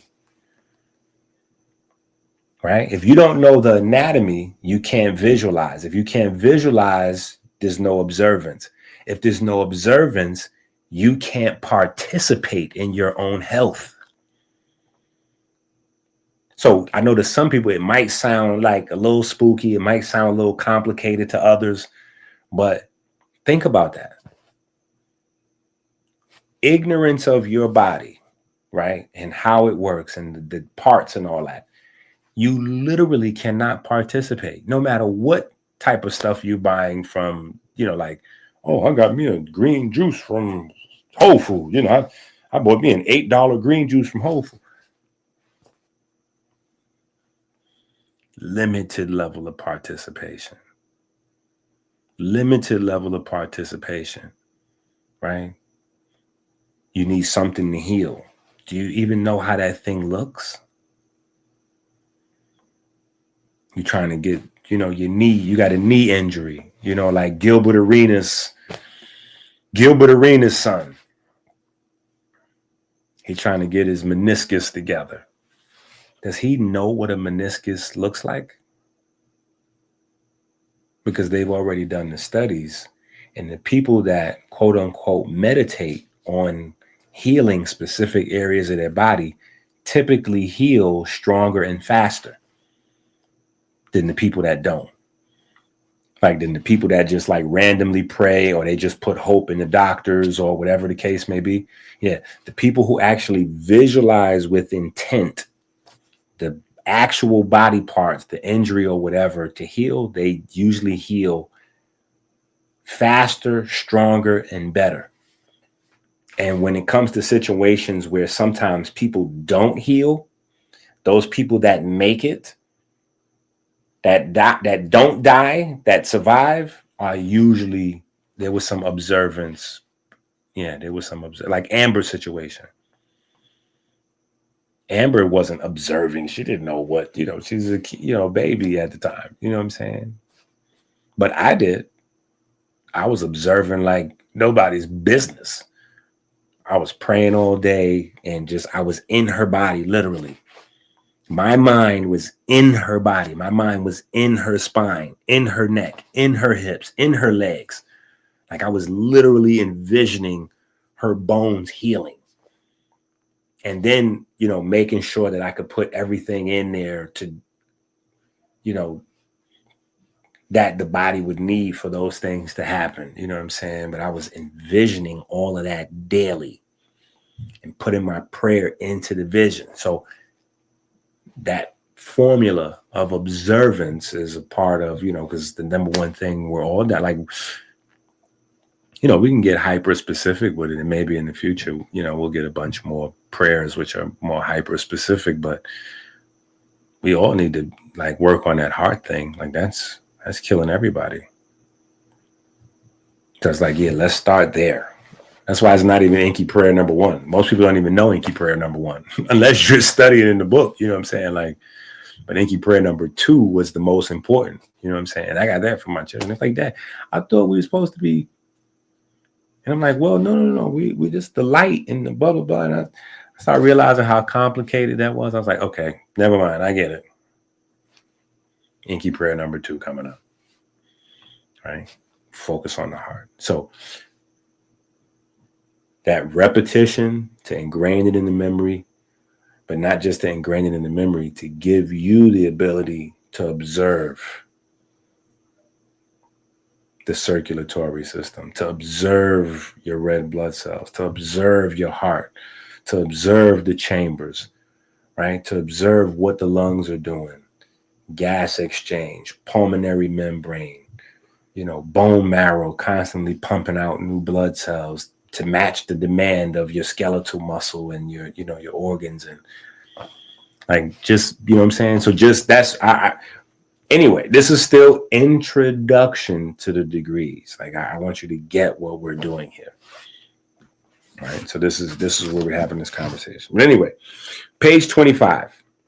All right. The body is not activated by effort alone, but by what is watched. The soul is not calibrated by chaos, but by what is consistently honored. In the time of Kemet, they did not merely worship, they observed. Right? Okay. So in the time of the Torah, in the time of the Quran, and now in the time of the temple body, right? Science of observance, That which is not seen does not form. That which is not watched cannot become. Was the world made by hands? No, it was made by observation. Before structure, there was rhythm. Before rhythm, there was light. Before light, there was attention. The first act was not let there be. The first act was let me watch. To observe is not passive. To observe is to shape. In the deepest law of all fields, the observed becomes real. This is not poetry. This is physics. This is faith made waveform. Okay. We get deep. We get deep. And we have a lot more observer.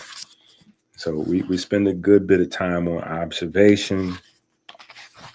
And then we get to geometry. Right? Page 41, we get to the chapter on geometry, a temple revelation on the sacred architecture of flesh. Right? So we get to geometry. Then page 47, right? Like Euclid's problem 47. Page 47, we get to the observer's paradox. Right? The observer's paradox. Who observes the observer?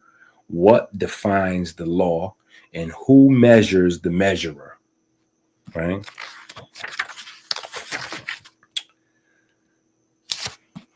Then we go to the authority of observation. Then we move to conception. All right. So now we're starting to come into the space of more familiar science. All right. Page 60, the law of emergence, order of emergence. All right. And then we begin somewhere around. All right. Page 79, we have cell differentiation. Right. From stem cells.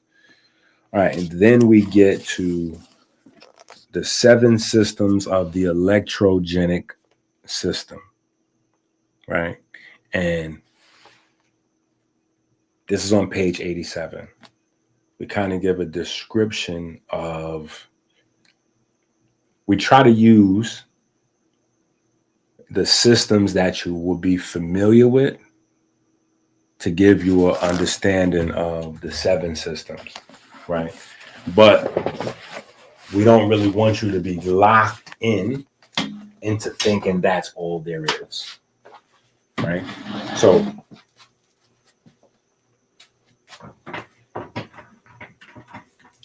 we use those systems to explain, but it's very like euphemistic kind of like slang, right? Just to give you an idea, right?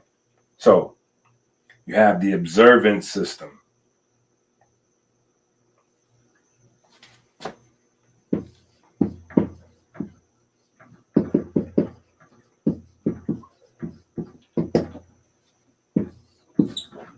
Right? The observance system is primarily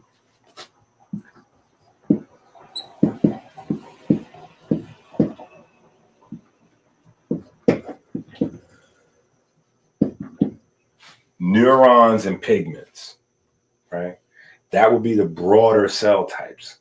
But then, you know, when it comes to neurons, right, you have neurons proper, right? Because neurons is used like the word day, right? We know day has 2 meanings. Day is like, euphemistically, we know day is like the whole 24 hours is like a day. But specifically, we know day refers to the 12 hours that's primarily sun-driven. And then you have the night, right? Neurons is the same way. You got neurons, which is a cell type, but then also neurons is like a euphemistic word for neurons and nerve cells. Nerve cells are like really big neurons, right? Then when you get to pigments, right, we have the melanocytes, right? And the melanocytes give us the 4 primary types of melanin. right? 2 types of eumelanin, 2 types of pheomelanin. Then we have a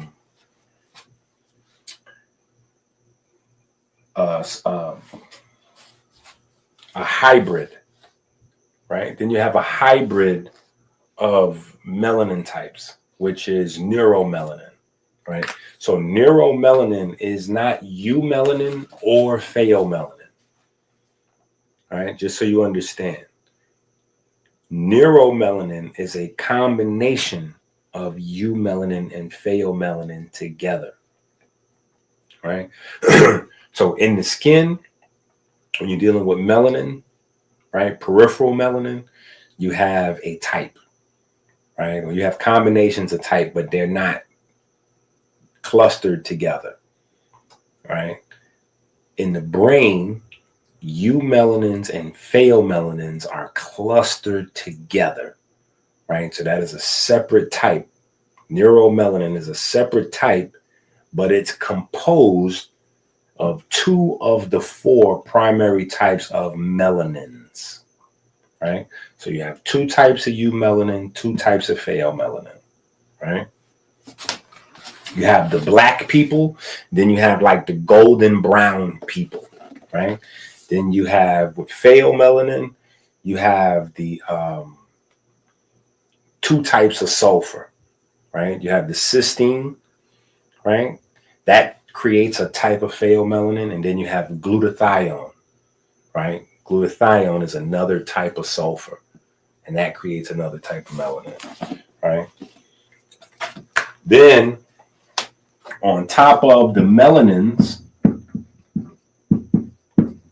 right?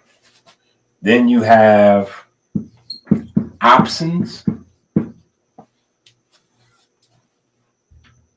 Oh, you good. Then you have opsins, and then you have globins, right? So your opsins are rhodopsin, photopsin, melanopsin, neuropsin, right? Most famously known for, rods and cones in your eye. The rods and cones in your eye are opsins. They're part of the opsin family, right? But you have opsins everywhere, not just your eyes, right? And the darker you are, the more opsins you have, right? And then you also have globins, right? Globins, stars of the show, right? Globins are the stars of the show. Globins are VO2 max.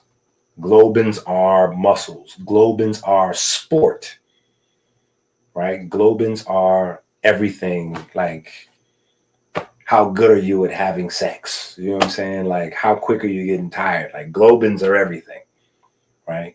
Hemoglobin, neuroglobin, cytoglobin, myoglobin. Well, the main 2 are hemoglobin and myoglobin, right? The red blood cells, hemoglobin. Electron transport chain, hemoglobin. Well, more heme than globin, but still the same thing, right?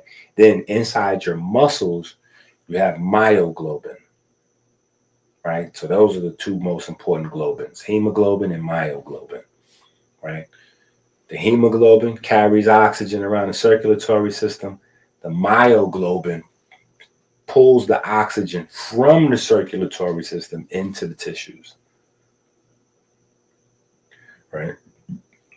The better those 2 work together, hemoglobin and myoglobin, the more efficient your VO2 max is, the easier your body can maintain the 7.365, the easier your body can break down fatty acids and sugars into ATP. The more endurance you have, the stronger your muscles, the faster your body regenerates, the more efficient your Certuin, like all those things in your body that's built on oxygen and water run better based on the relationship of hemoglobin to myoglobin. Binary. It's always going to be 2, like Farad Muhammad and Elijah Muhammad, you know what I'm saying? Or the Father and Jesus. You know, they was kind of communicating the binary code thing, right? Because, you know, like women like to make it sexist. Like, oh, they violated the women, you know, they did the Father, the Son, and then the Holy Spirit, like the woman didn't exist. Maybe they was just trying to give you a binary thing. They were just trying to give you a binary thing. You know what I'm saying? Like just emphasizing the binary coding aspect, right? But anyway, this is your primary or preliminary breakdown for the observance system, right?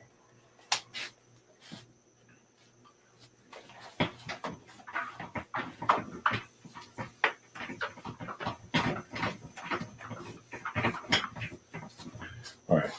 Then you have the self-reflection system. Let me see what time it is. We're 2 hours in. It's midnight. I don't know how long we're going to be going, but I'm sure people will catch this on replay. You know what? I might have to change the time for Saturdays. Yeah, because I don't know if we coming right back. You know what I'm saying? Like folks might need, Saturday might have to be like a late, Saturday might have to move from 12 noon to like 7 to give folks time to catch the playbacks, and we'll figure it out. All right. But the self-reflection system, all right? So your self-reflection system is primarily what you would know of as your immune system, right? Your lymphatic system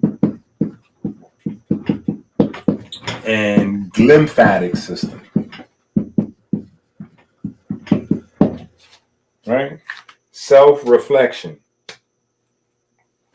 right? This is the system dedicated to observing self, right? Observing self, studying, memorizing, observing self, right? And what is its primary job, right? Think about immune system, lymphatic system, glymphatic system. The job is to remove waste, to remove foreign material. Well, in order to remove waste and foreign material, the first thing that your body's defense systems have to do is self-reflection. This is why we have a wide variety of autoimmune diseases that can't be addressed, because the core of our body's defense is not addressed. Self-reflection. Our ancestors understood this. Again, this is a part of how the prayer is built. So we get used to self-reflection, and we help to tune the body's self-reflection system sharper. Right? So when you get the memory bank book, if you don't have the memory bank book, you're shooting yourself in the foot. Right? The memory bank book is like the master self-reflection. Yeah. Especially for the glymphatic system and the lymphatic system. Like we go crazy in that book. Right? But self-reflection.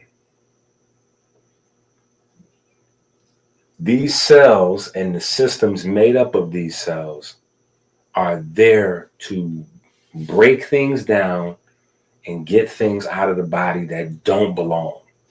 And not just things that don't belong in the body as a whole, but things that are in the wrong place. Right? Because if a cell becomes senescent and drifts from one area of the body where it belongs to an area it doesn't, even though that cell technically is one of your cells and belongs in your body, because it's in the wrong place, because it doesn't have the rhythm, it doesn't have the programming, it doesn't have the algorithm, it's going to cause some measure of disease or sickness or whatever the case may be. Right? So self-reflection, right? These cells and the tissues they compose, the lymph nodes, etc., have to know what belongs. They have to know what belongs, and they have to be able to communicate that to each other. So this is why when your bone marrow makes bone marrow cells, right? Your bone marrow doesn't just make red blood cells. Your bone marrow makes bone marrow cells. When it makes bone marrow cells, those bone marrow cells have to go to school. They have to go to school. That's what your thymus is for. Not your thyroid, right? Your thyroid is for T3, T4, metabolism. Your thymus is to educate these cells, to take those cells and teach them. And depending on how well those cells learn, right, determines whether they graduate from the thymus or not. The cells that don't learn, the cells that don't study are destroyed. The cells that graduate get specialization. So, okay, you're a B cell. You're a messenger T cell. You're a helper T cell. You're a killer T cell, right? Depending on what they do in school, right? So, because we forget that information is the most important driver of this system, we have a whole host, like I said, of autoimmune diseases that are unsolvable, right? Well, they're only unsolvable because of this whole information thing. But the whole information piece is missing because information is what? It's not physical. Information is a part of that electric magnetic light space, that 99% that we, that 99%, right? We groping in the dark, right? Information is there. Remember, energy is also information. Organized energy is information, right? So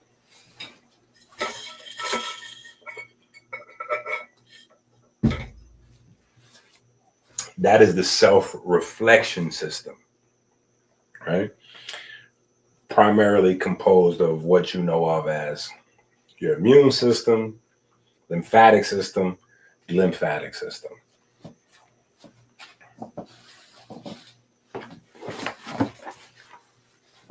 All right.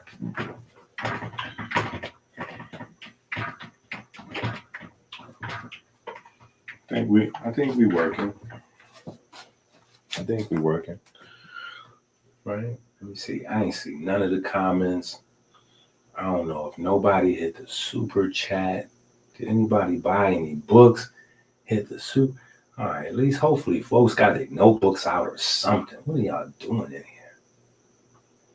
What y'all doing in here? Right? What y'all doing in here? Yeah.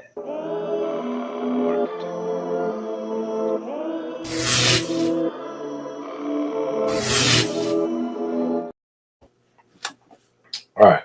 So we got observance system, self-reflection system, autodidact system. Okay, now obviously there's an autodidact book. So you probably should have that book. You probably should have that book, seeing as we move to the point where we have a whole body system, right, based on the autodidact, right? So you're going to need that, right? And if you notice, the systems bleed one into another, right? Because you can't have a self-reflection system without observance, right? So observance is the first system. Second system, self-reflection, right? Observance is where information is gleaned. Self-reflection is where, right? Now we have autodidact. Autodidact is that which we've learned is now being taught from self to self. From self to self, right? Okay. So The autodidact system is composed of hormonal transcription,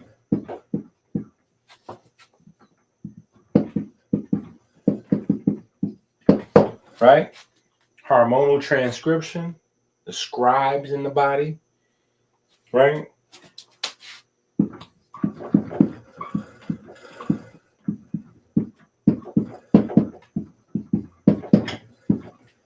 Circadian rhythm,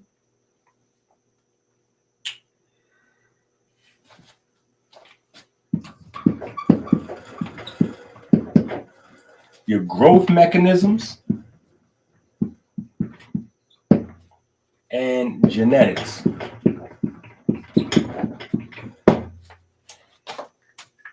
And genetics, right?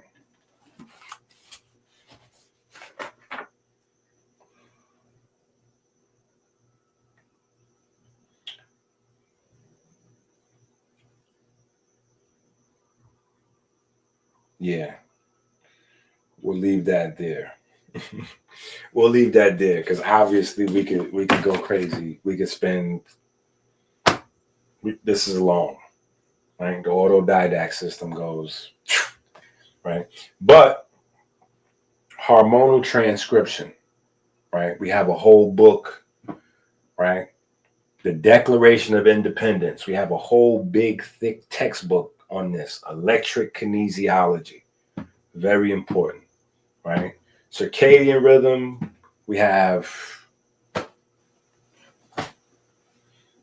dozens of books on circadian rhythm, right? It's a part of our divine mathematics. It's all over the place, right? Growth mechanisms, right? We talk about that primarily. Well, actually, yeah, that's kind of all over the place too, right? But we got the kitchen chemistry books, we got the food basics, we got the biochemistry, the Constitution book. We've got we've got a ton of books that kind of, and then genetics, right? Genetics is nuclear DNA, mitochondria DNA, and more so the information contained and how that information is kind of unfurled throughout, right, life, right? And healing has a lot to do with genetics and growth mechanism, right? So we kind of, your healing is right in here. Your healing is right in here. Just so you can see, your healing is right in here in terms of information, right? Information activated via light and sound, right? And then articulated hormonal transcription, right? I probably should have added cytochromes, right, and electricity, but I kind of wanted to leave that in American Healer Volume 1. But that would also be a part of the autodidact system, right? All right.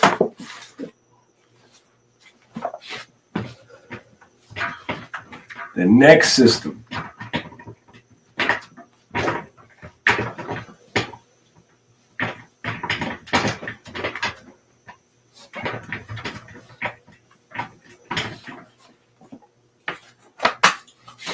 we spend a good amount of time going over would be the watermill system, right? The watermill system. What is the watermill system? Oh, the watermill system is good. It's big, right? The watermill system is big.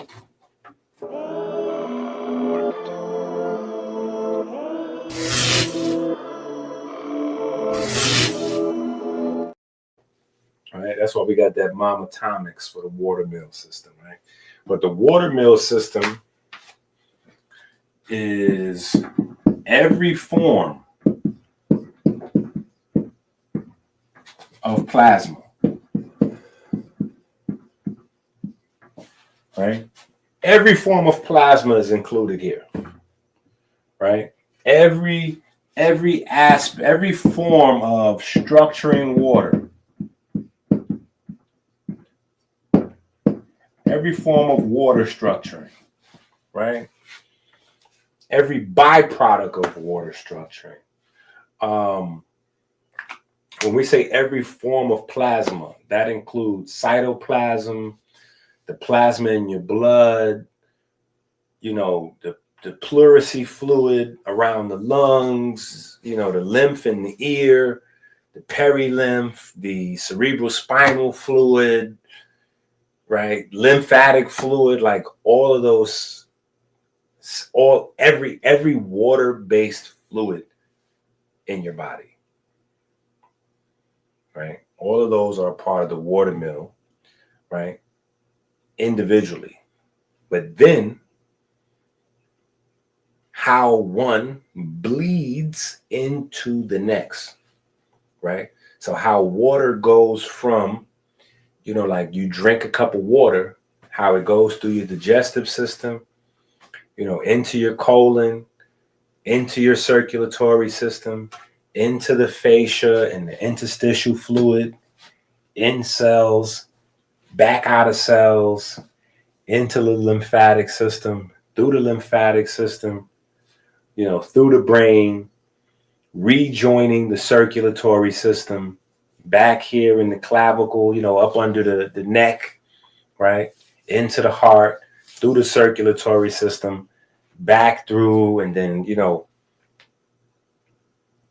parsing out toxic whatever through the bladder and kidney and the, you know, like the urinary, all of those things are part of the water mill system. Right? All those things make up one system. One system. So if we're talking about dehydration, slowing down muscle activity, well, it can't slow down muscle activity without also slowing down your ability to see, right? Because you have lymph in your eyeballs. Your eyeballs are filled with vitreous fluid, right? It's also going to affect your ability to hear because you have fluid in your ear. It's also going to affect your ability to think and process information because it's cerebral spinal fluid. It's the third ventricle. It's, right? It's also going to affect your ability to clean your heart, right? Because you have the pericardium and it's, you know, it's got to do its thing, you know, like, so we can't have a holistic system without a holistic system. Do you understand? Like, this is why there's a need for this. This is not just work. We're not just making books for the, you know, the just because, right? We're not just creating these classes just because. It's because we honestly look stupid. No, people look stupid. And I've been able to observe the system I'm a part of and its improvement without bias. Because people in the holistic space are only observing big pharma. They're only observing medical doctors. They're only observing surgeons and they're people that haven't went through surgical school. People who have never performed a surgery are highly critical of surgeons. People who've never went through medical school, people who they don't even know biochemistry, they're highly critical of medical doctors. You see? So I approach it with some measure. I'm still highly critical of, but not from a place of arrogance, just from a place that my life may depend on it. So I need you to, right? But also I'm able to hold the mirror up to my space, right? The holistic sciences, the naturopathic sciences, and go, no, just as much as Big Pharma system is crazy, so is ours. We got crackheads selling herbs on the internet. Like, this is crazy, just as crazy, right? And holistic folks are just as crazy because we condemn the Western academic system without ever having made an attempt at replacing it. That's what we've been doing for all this time. Like, oh, the body's electric? Well, we need an electric anatomy. Because it doesn't make sense to teach that the body's electric, but we're still using the teaching model of the non-electric body. That's insane. It doesn't make sense for us to teach that the body's holistic. And, you know, a big problem with Western academia is that they try to view each body part individually and separate. So we're trying to teach holistic science using the individual separate model. It's just insane, right? So we had to take the time. It took years, right, to redo the anatomy, get a good working model of the complete anatomy, go deeper, the wiring. Then, right, so we start here. We go in the middle. We want to figure out the electronics, right? We did that part. Then we go sub-electronics and figure out the wiring to all the electronics. Did that. Now we go back above the electronic devices and figure out how they're all interconnected. So we have an actual holistic system. We don't have a holistic opinion with a divided system. Now we have a holistic perspective with a holistic system, if it makes sense, right? All right, so we have the water mill system.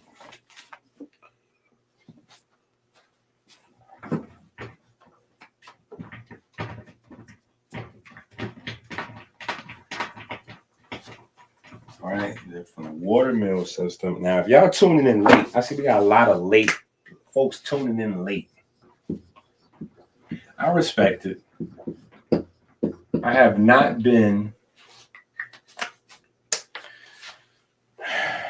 Listen, I've been through a lot. Even right now, I'm going through a lot in my real life. Like, it's tough to be, you know, Dr. Inky. You know what I'm saying? It's tough to just be a father. You know what I'm saying? Raising all these babies by yourself. Like, it's, you know what I'm saying? So I get that I haven't been, like, punctual over the years. I'm not known for being punctual with the packages, with the videos, with anything. I could apologize until my face turned blue, but, you know, it's just me. You know what I'm saying? I'm an army of one, and you know, so punctuality hasn't been my strong suit. You know what I'm saying? So I'm just saying, for the folks that was tuning in, that are tuning in late, you need to watch this from the beginning, right? You need to go back and listen to my long, boring speech. You know what I'm saying? You got to put it on 1.5 or maybe double time. You know what I'm saying? Because I got the old, slow, you know, the OG from the neighborhood. You know what I'm saying? I got that Mace, Young Jock, Little Flip cadence.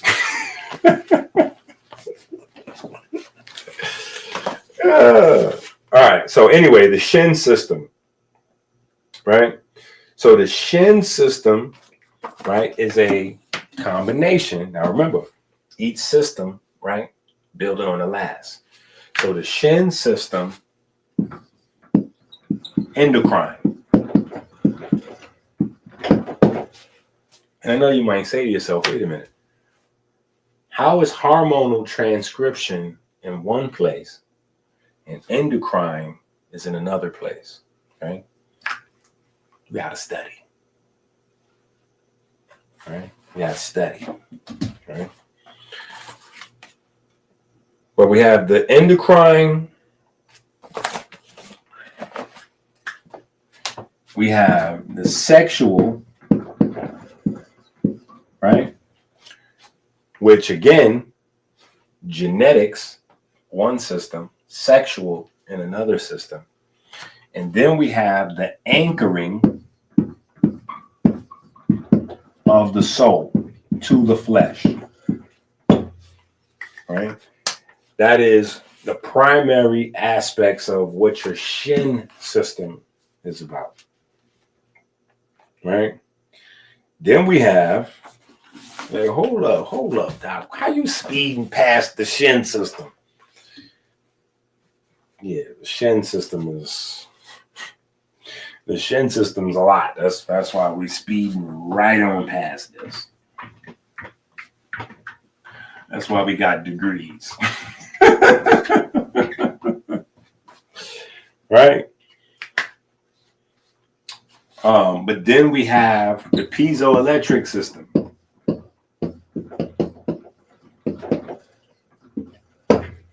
Right? We have the piezoelectric system. Right? That is your bone, ligaments, tendons. What else? Bone, ligaments, tendons, bone marrow,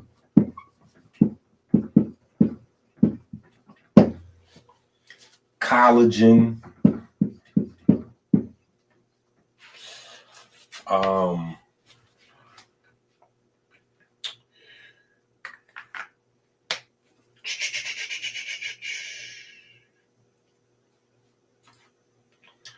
I don't know, maybe we need to make up a new term.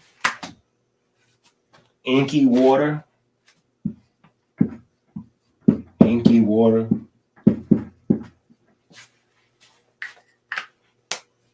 Right? Or maybe serpent water. Yeah, maybe serpent water. Right? Or maybe Uranus water. Right? I don't know. Right? We'll just leave it like water right now. But if you have the hydrochemistry book or the piezoelectrochemistry book, actually, you should have both of those books. Hydrochemistry and piezoelectrochemistry. You need those two books, right? But you'll get that there's 4 different types of water that's associated with your piezoelectric tissues, and just these tissues, right? There are 4 different brand new types of water, right? That are not like the structured water, like it's not a part of any of those conversations, right? It's piezoelectricity and water and how they work together, piezoelectricity and water, to form and maintain all these tissues. So inside your bones is a different type of water than is anywhere else in the body. Right? So I was like, that's why we need another name for that type of water. I don't know. We might come up with maybe piezoelectric water. Yeah, maybe that is. I don't need the Puff Daddy. I don't need my name to be everywhere. You know what I'm saying? If you don't want your people singing and dancing in all the videos, come to Inspiration. Come to Inspiration Records. Hold on. So then we have the induction system.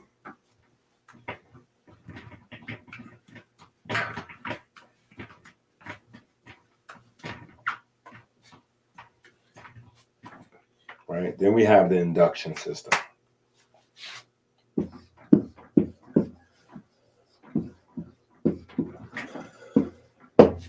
Right? The induction system includes the whole Ra'ib, right? The Ra'ib concept from many of the Kemetic papyri, right? Or at least, like the commercial translation from them, right? The combination of the heart and the digestive system, the circulatory system and the digestive system, right? Which gave me my first understandings of how important it was for metabolism and respiration to be linked. So my first insight into unraveling diabetes came from this term, ra'ib, right? Ra'ib. So ib is the heart, ra'ib turns this into like a team between like the comedic version of stomach, which is a big coil, right? Which is a big coil. And if you understand coil in science terms, right? Coil in science terms is the key to electricity 101, right? Copper coils, you know what I'm saying? That's like the key to electricity 101, right? In fact, there's no electricity, there's no other if you can't get the coil thing down, right? Because it's coil is super important, right? So anyway, the stomach and the heart come together in this term, at least preliminary understandings of Ra'ib, right? The mouth of the heart, right? And or the mouth of the digestive system is this, you can read it forwards and backwards, right? But it's really about those things coming together, right? Windpipe, heart, nepher, right? That's kind of all encapsulated in ib, right? The living heart, the spirit, intelligence, and then the stomach, the mouth, right? The other aspect of the mouth, right? Because the windpipe starts where? Mouth, right? You have the nasal passages, they bleed into the windpipe. You have the mouth when it goes into the, so it starts after the mouth, right? So, and that leads to the stomach, or the other passage leads to windpipe, lungs, heart, like, so anyway, but ra'ib, right? You have that. Then you have the digestive system in general, right? You also have the microbiome here, right? The induction system, all this is included. All this is part of the induction system, right? And of course, all these systems prior are rolled into. So when we explain the system, it's what we're currently discussing, but also everything prior to it. So it may seem like it's weird for any version of the digestive system to come last, right? But every other system is built into and plays a role in and is dependent on the induction system. Pretty much all of them are the same, interrelated and interdependent with each other, but the induction system, your digestive system, the microbiome, like it's totally different. Totally different, right? So that's why the first book, Rich Abs, Poor Abs, is like kind of breaking down some of those cells that we didn't know about and how the neurochemistry, right? Because we don't think about, like, we barely really touch the surface with, like, it's like cool to be like, we know, oh yeah, you got a second brain in your stomach, there's a second brain, okay. Second brain, break that down. Where we going from second brain? Like, what is second brain? Oh, we got all these neurons and woo. Okay.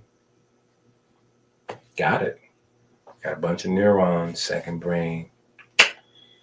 Got it. If there's neurons in our quote unquote stomach, and when we say stomach and we talk about our digestive system, obviously we're incorrect, because the stomach is a very small part of the digestive system, right?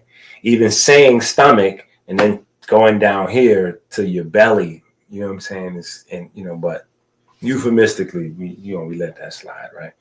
But if we're talking about neurons here, the first place my brain went, pun intended, was neurochemistry.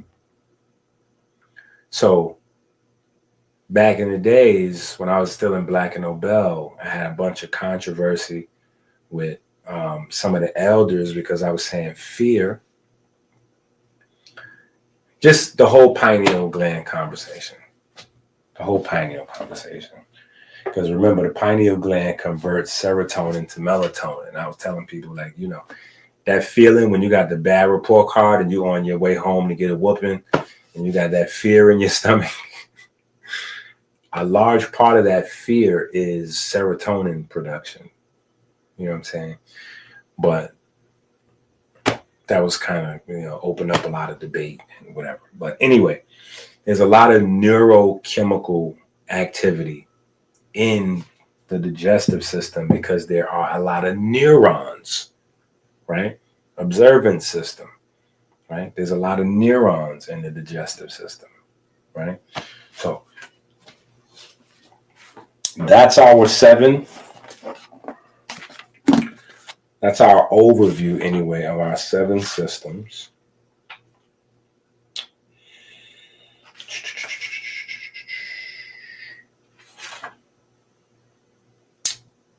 Then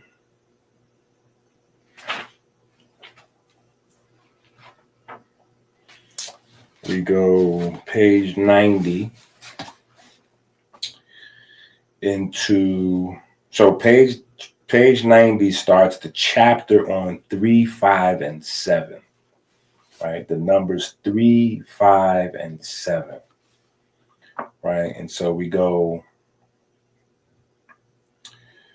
there is a 3, 5, 7 rule hidden in DNA structure and replication. It perfectly overlays with your temple progression.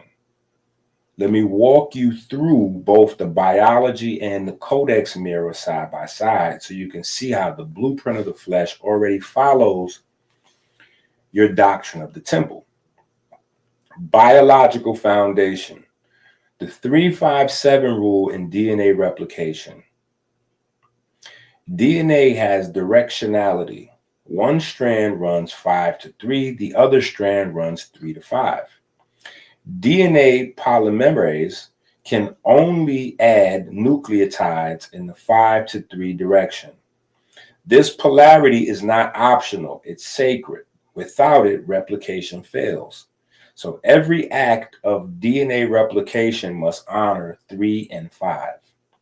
The rule of 7 hidden in replication mechanics. DNA polymerase must use a 7-part complex to perform replication. 1, the helicase, right? This unwinds the strands. 2, primase, lays the primer. 3, DNA polymerase 3 is the main builder. 4, the sliding clamp keeps polymerase attached to the DNA while it's doing its thing. RNase removes primers. DNA polymerase 1 fills in the gaps. And then finally, number 7, ligase seals the final links, right? So that's how you have 3, 5, and 7 in DNA replication. That's coordinated. That's 7's coordinated enzymes to complete the replication process, and they are ordered. Without honoring 3 to 5 polarity, without assembling the 5 signal proteins, without completing the 7-part sequence, the temple of the cell cannot be built. Temple mirror, 3, 5, 7 replication equals body construction. The backbone of every genetic script flows in a single sacred direction, from the 5-gate to the 3-gate. This is not just chemical polarity, it is anatomical prophecy. For each strand that is read, 3 veils must be passed: the ectoderm, mesoderm, and endoderm. DNA unspools not randomly, but through the temple's 3 chambers of flesh, a mirrored journey from outer form to inner function, from robe to altar, from surface to source. The gene's polarity is the body's architectural right. 5 signal proteins, the 5 scrolls of instruction. Life is not built by matter alone, but by messages. And there are 5 original scrolls written into every living cell. 1, voltage. 2, ion flow. 3, tension. 4, light. 5, morphogen gradient. These 5 sacred instructions do not compete, they converge.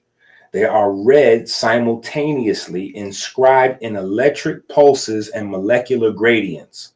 The cell is not simply a factory, it is a priesthood of translators reading the 5 scrolls in reverence. Each scroll says, become as the signal instructs, not just alive, but aligned, right? Harmony. 7 enzyme process, the 7 codified systems of the temple. Observation, reception, amplification, translation, modification, deployment, and memory. These are not biochemical steps alone, they are rituals. Every enzyme turns the key to a sacred vault, right? So again, anyway, we have a whole chapter on 3, 5, and 7. And obviously, voltage, electricity, right? Ions, right? We've dedicated American Healer Files Volume 1 to that. Tension, we have piezoelectrochemistry book, and we've had a variety of conversations on piezoelectric chemistry. Light and pigments, and then morphogens, right? So morphogens are probably a conversation we may need to have a little bit more. Like, I know some of y'all may need some more clarity on that, but once we get into it, you'll realize we already been discussing, melanocortins and some things that you're probably familiar with, right? Okay.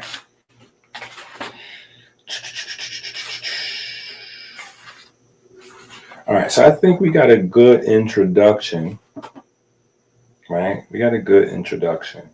And then, hold on.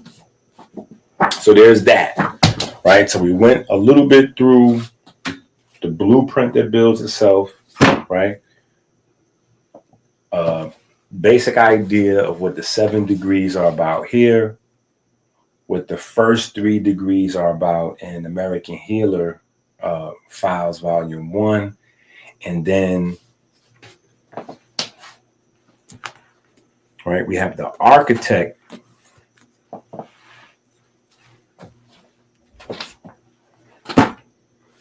The architect degree, right? We have the architect degree, which is a guide through the codex. So even outside of the degrees and learning the body, just as a study guide to help you with the codex, right?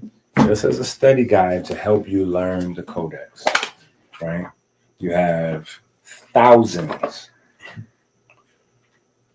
of Q&A in this book.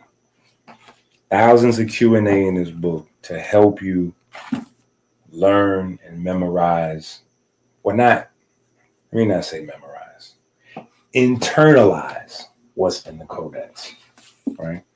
To help you internalize what's in the codex. And then the questions get more difficult as they go on, right? The questions get more difficult as they go on. The warm-up. According to Rich Abs, water is best described as A, neutral element for hydration, B, a cooling agent for exercise, C, a solvent for nutrients, D, a holy medium that receives, remembers, and conducts, right? According to Rich Abs, right? So obviously, in the codex somewhere, Rich Abs is breaking that down, right? But this is the warm-up. That's the first, that's the first 25 questions are kind of simple and going that nature, right? Then we go to the prep. The prep gets a little bit more involved, right? The warm up is 25 questions. The prep is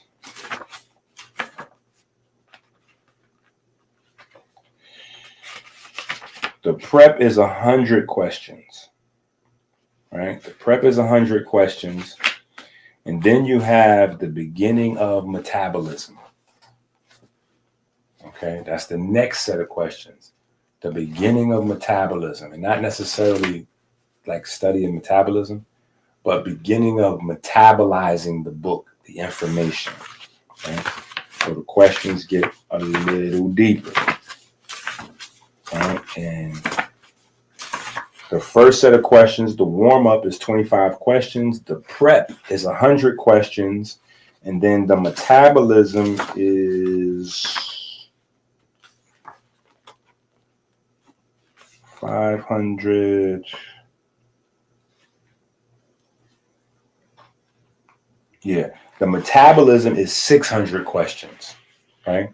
So by the time you get to the end of metabolism, you will have went through 725 questions on the codex, right? Then you get to the main course. The main course starts on page 237. So by the time you get to page 237, you've already went through 725 questions and answers, right? Now you get to the main course, which, yeah, we don't even have a number.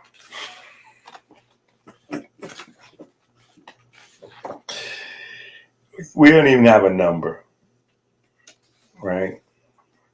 We don't even have a number, but it's probably closer to, it's a couple thousand, right? It's a couple thousand. It's a couple thousand, right? And then we get to the next section of study, which I titled Arrogance. Because after you go through about 1,000, 2,000 codex questions, you're going to start to feel a little cocky, like that you got a handle on it, right? Got a handle on it. And so these questions are a little bit more, right? Just a little bit more to challenge you. But honestly, by the time you get to these questions, you probably won't feel that way. You probably won't feel that way. Yeah, you probably won't feel that way.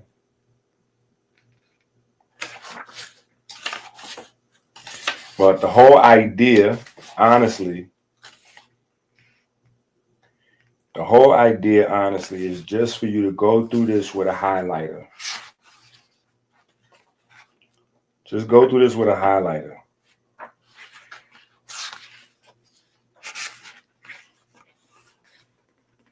Yeah, just go through this with a highlighter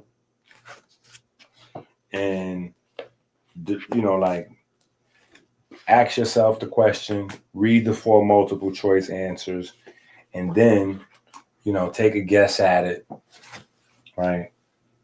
Then highlight it. Now, the first 700 questions or so has the question, A, B, C, the choices, and then it has the answer right there. When you get to the more challenging questions, the answer is not right there. The answer is maybe in another few pages or whatever. Then you come back, right? So it's a lot of repetition. There's a lot of repetition, but you come back after you go through the answers, the questions where we give you the answer. Then you get to the questions where you kind of got to guess what the answer is and then check it and see if you got it right. But you just go through, highlight the question, highlight the answer, and just read it to yourself. Read the question, read the answer, move on. You don't have to do anything crazy. Read the question, read the answer, move on. Right? Now, to get more out of the study, right? And that's what all of these seminary books. Read the question, read the answers, highlight them both, move on, right? That's the easiest way to study. A slightly more difficult way of studying, but you get more out of it, right, is to read the question, the choices, answer, right? Highlight the question, highlight the answer, right? But then open up the book, whether it's the Codex, American Healer Volume 1 or American Healer Volume 2. Open up the book and try to find where that is in the book and highlight that as well. Right? So you can go through the degrees with the study guide. You should run through some highlighters, right? But I'm telling you, this is how you will internalize the information, right? This is how you'll internalize the information because it's all repetition. And, you know, don't beat yourself up, hint, hint, wink, wink, right? Don't beat yourself up if you're reading the book and you're not remembering all this complicated stuff. You're not supposed to. That's not how, you know, like, if you could read one of these books and remember everything in it, you would be like a trillionaire somewhere, like a savant. Like they'd be writing, you know, like writing books about you being an alien or something. Like you'd be on Joe Rogan talking about you came from another planet or something. Like that's just not how the human brain works. You'd be Rain Man, like Dustin Hoffman and Tom Cruise, like you. But in order for those people whose brains to work like that, a lot of the rest of their brain is shut off, right? So don't, you know, like, don't get caught up in the beauty of autism because they're, you know, what I took from that movie, Rain Man, and at the time it was one of my favorite movies. But what I took from that is that much like a laptop or any other computer, you have a certain amount of RAM for processing information. And geniuses or perceived geniuses are able to focus in on a thing. And they do that by shutting off other stuff.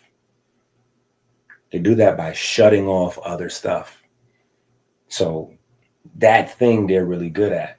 And the people who are in their lives that support them, but they understand that there may be some things that this person's probably really, really, really bad at because they've, you know, their brain is hyper focused in a space, right? Because you only have a certain amount of processing units. So if all your processing units are on this, there's a lot of stuff that you're going to be missing, right? Just in life. But that's how you get the most out of studying these books, right? And then inside out, right, as you're reading the American Healer Files, studying the Codex, and you're highlighting stuff, you can then go and look for those things in your seminary books. And as you're going through, to take the study to an even higher level, use your highlighter and then use an ink pen. When I say use your highlighter and use an ink pen, right? Use your highlighter, highlight the question, highlight the correct answer. Go into the Codex or the whatever book, you know, the main text, find where book, chapter, page, whatever corresponds with that question, right? Highlight those lines, but then go back into the study guide and write down that page so you never forget it, right? So like say, for instance, you on page 233. What does breath pulse synchronization enhance during 60 and 60 workouts? A, lactic acid clearance. B, cortisol reduction. C, electromagnetic cardiac coherence. Or D, glycogen resynthesis. Answer, C, electromagnetic cardiac coherence. Okay, so now I highlight this question, highlight the answer, then I go into the codex and I find whatever page that's on. Let's say that's on page 567. Go to page 567. I highlight that, whatever few sentences or paragraphs or whatever. But then I come back to this book and write right next to the question, what page? So just in case in the future, right, if I want to go back to studying that for whatever reason, right? Or say, for instance, you get a tutoring session, right?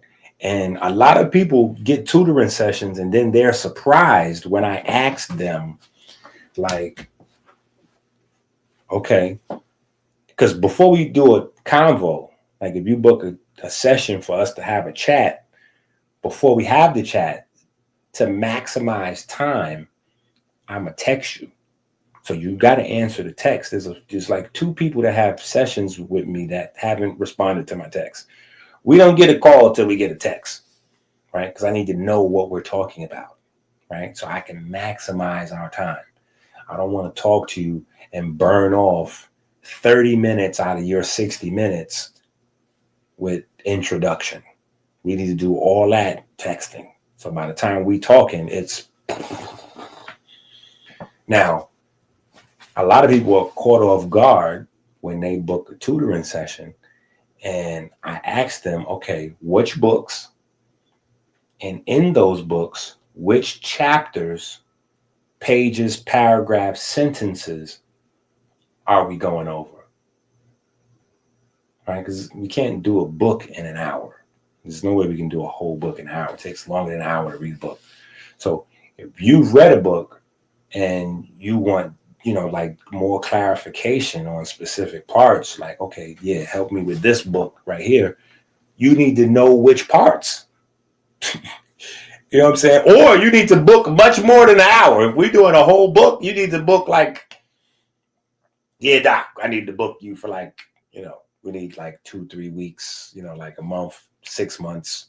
I need private classes, like we need to have a different conversation. You know what I'm saying?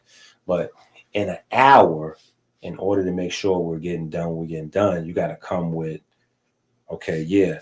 So I was in the medicine book and you said on page, 58, whatever. So I want to go deeper into that. Then, in the Rich Abs and the 12 Disciples book on page 276, you said this. And then in the melanin, woo, you said this. Now that's my main 3, 5, 10 questions. If we have more time, we can get to whatever. But you need to have it organized. You need to know what, you know what I'm saying? Otherwise, you could just send me a Cash App if you just want to send me some money. I appreciate it and need it, right? But if you're trying to really get some tutoring done, you need to know what book, chapter, page, paragraph. If it stops there, that's cool, but sentence would also be better. Chapter, page, paragraph, sentence, right? Concept. Like what is it that we're dealing with? Right? So I think that's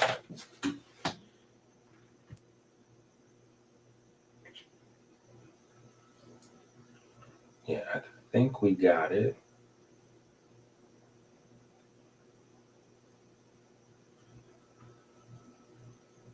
Did Doc ever drop the Rottweiler breeder plug? What? Shout out to the chat. Why does the chat always have the most random?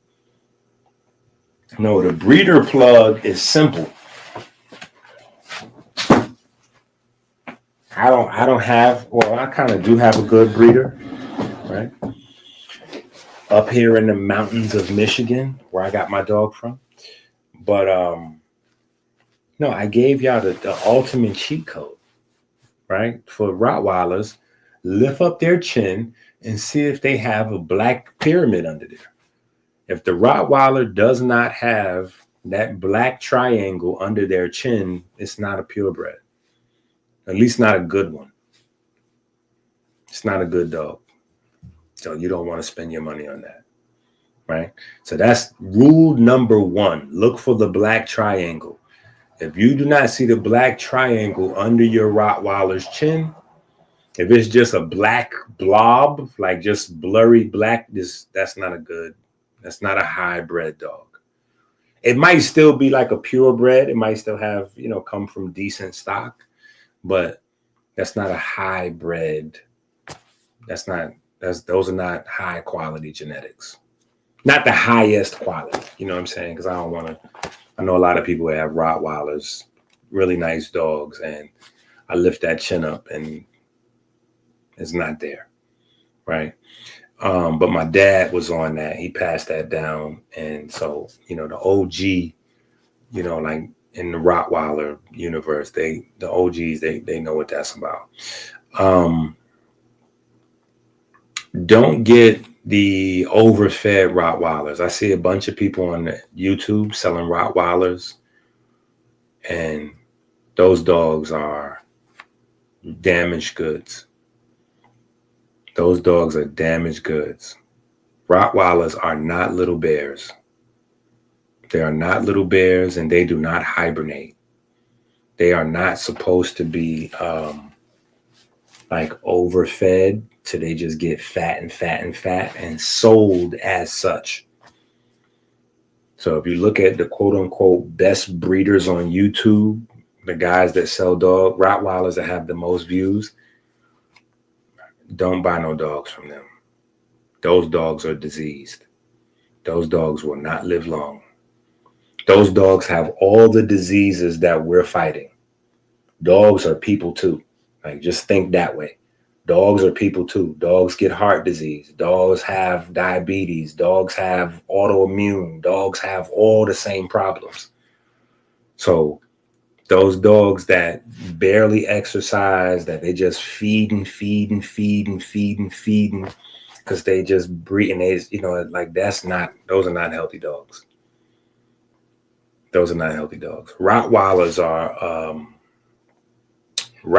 are designed to be field dogs. Those are field dogs, right? But they're family dogs, but they're field dogs. Those are the dogs that are supposed to run the entire range. They're supposed to help you do your farming. Those are farmhand dogs.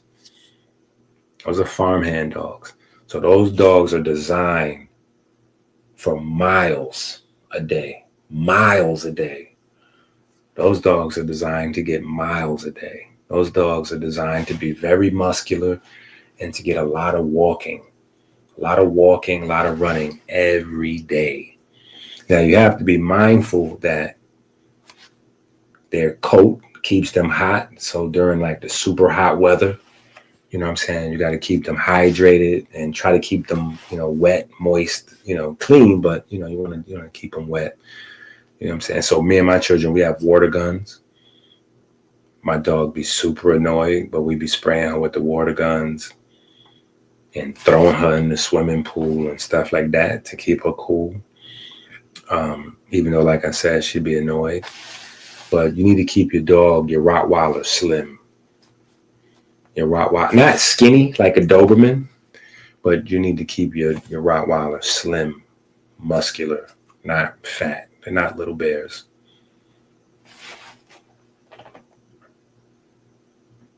Yeah. But that's all of those dogs. Somebody said I need a Akita. Listen, all of those dogs that are like herder dogs, a part of our domestication, like the modern domestication of the dog, is we turned them into like show dogs. You know what I'm saying? So they walk, 3 to 5 times a day, 10 minutes around the neighborhood so they can poop and then, don't use the bathroom in the house, but they're not getting exercise. That's not enough exercise. Period. Them dogs need 5, 10, 15 miles a day. That's why I say a dog is better than a treadmill. You know what I'm saying? Now, if you got one of them little purse-sized dogs, that dog could just go like a 10, 15-minute walk. But if you have a herder dog, think about a herder dog.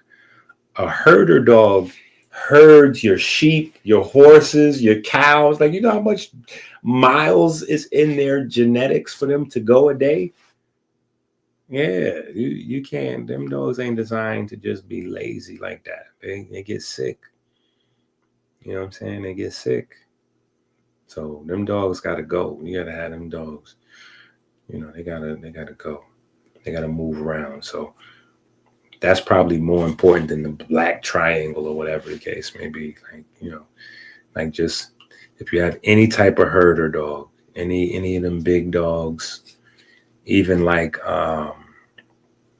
golden retrievers, Dobermans. I mean, not Dobermans. I think about German shepherds. You know what I'm saying? Like any of those dogs are designed for miles. You got to get some miles on them dogs every day. Every day, them dogs need miles. Period. Bare minimum 2, 3, 4, 5 miles. Them dogs is not built. You can have them in a cage. You know what I'm saying? You can have them in the cage or have them in your backyard or whatever. Or, in the garage. Keep them in your, people have dogs in small spaces. But in order to keep your dog in a small space, you have to make up for large exercise with your dog.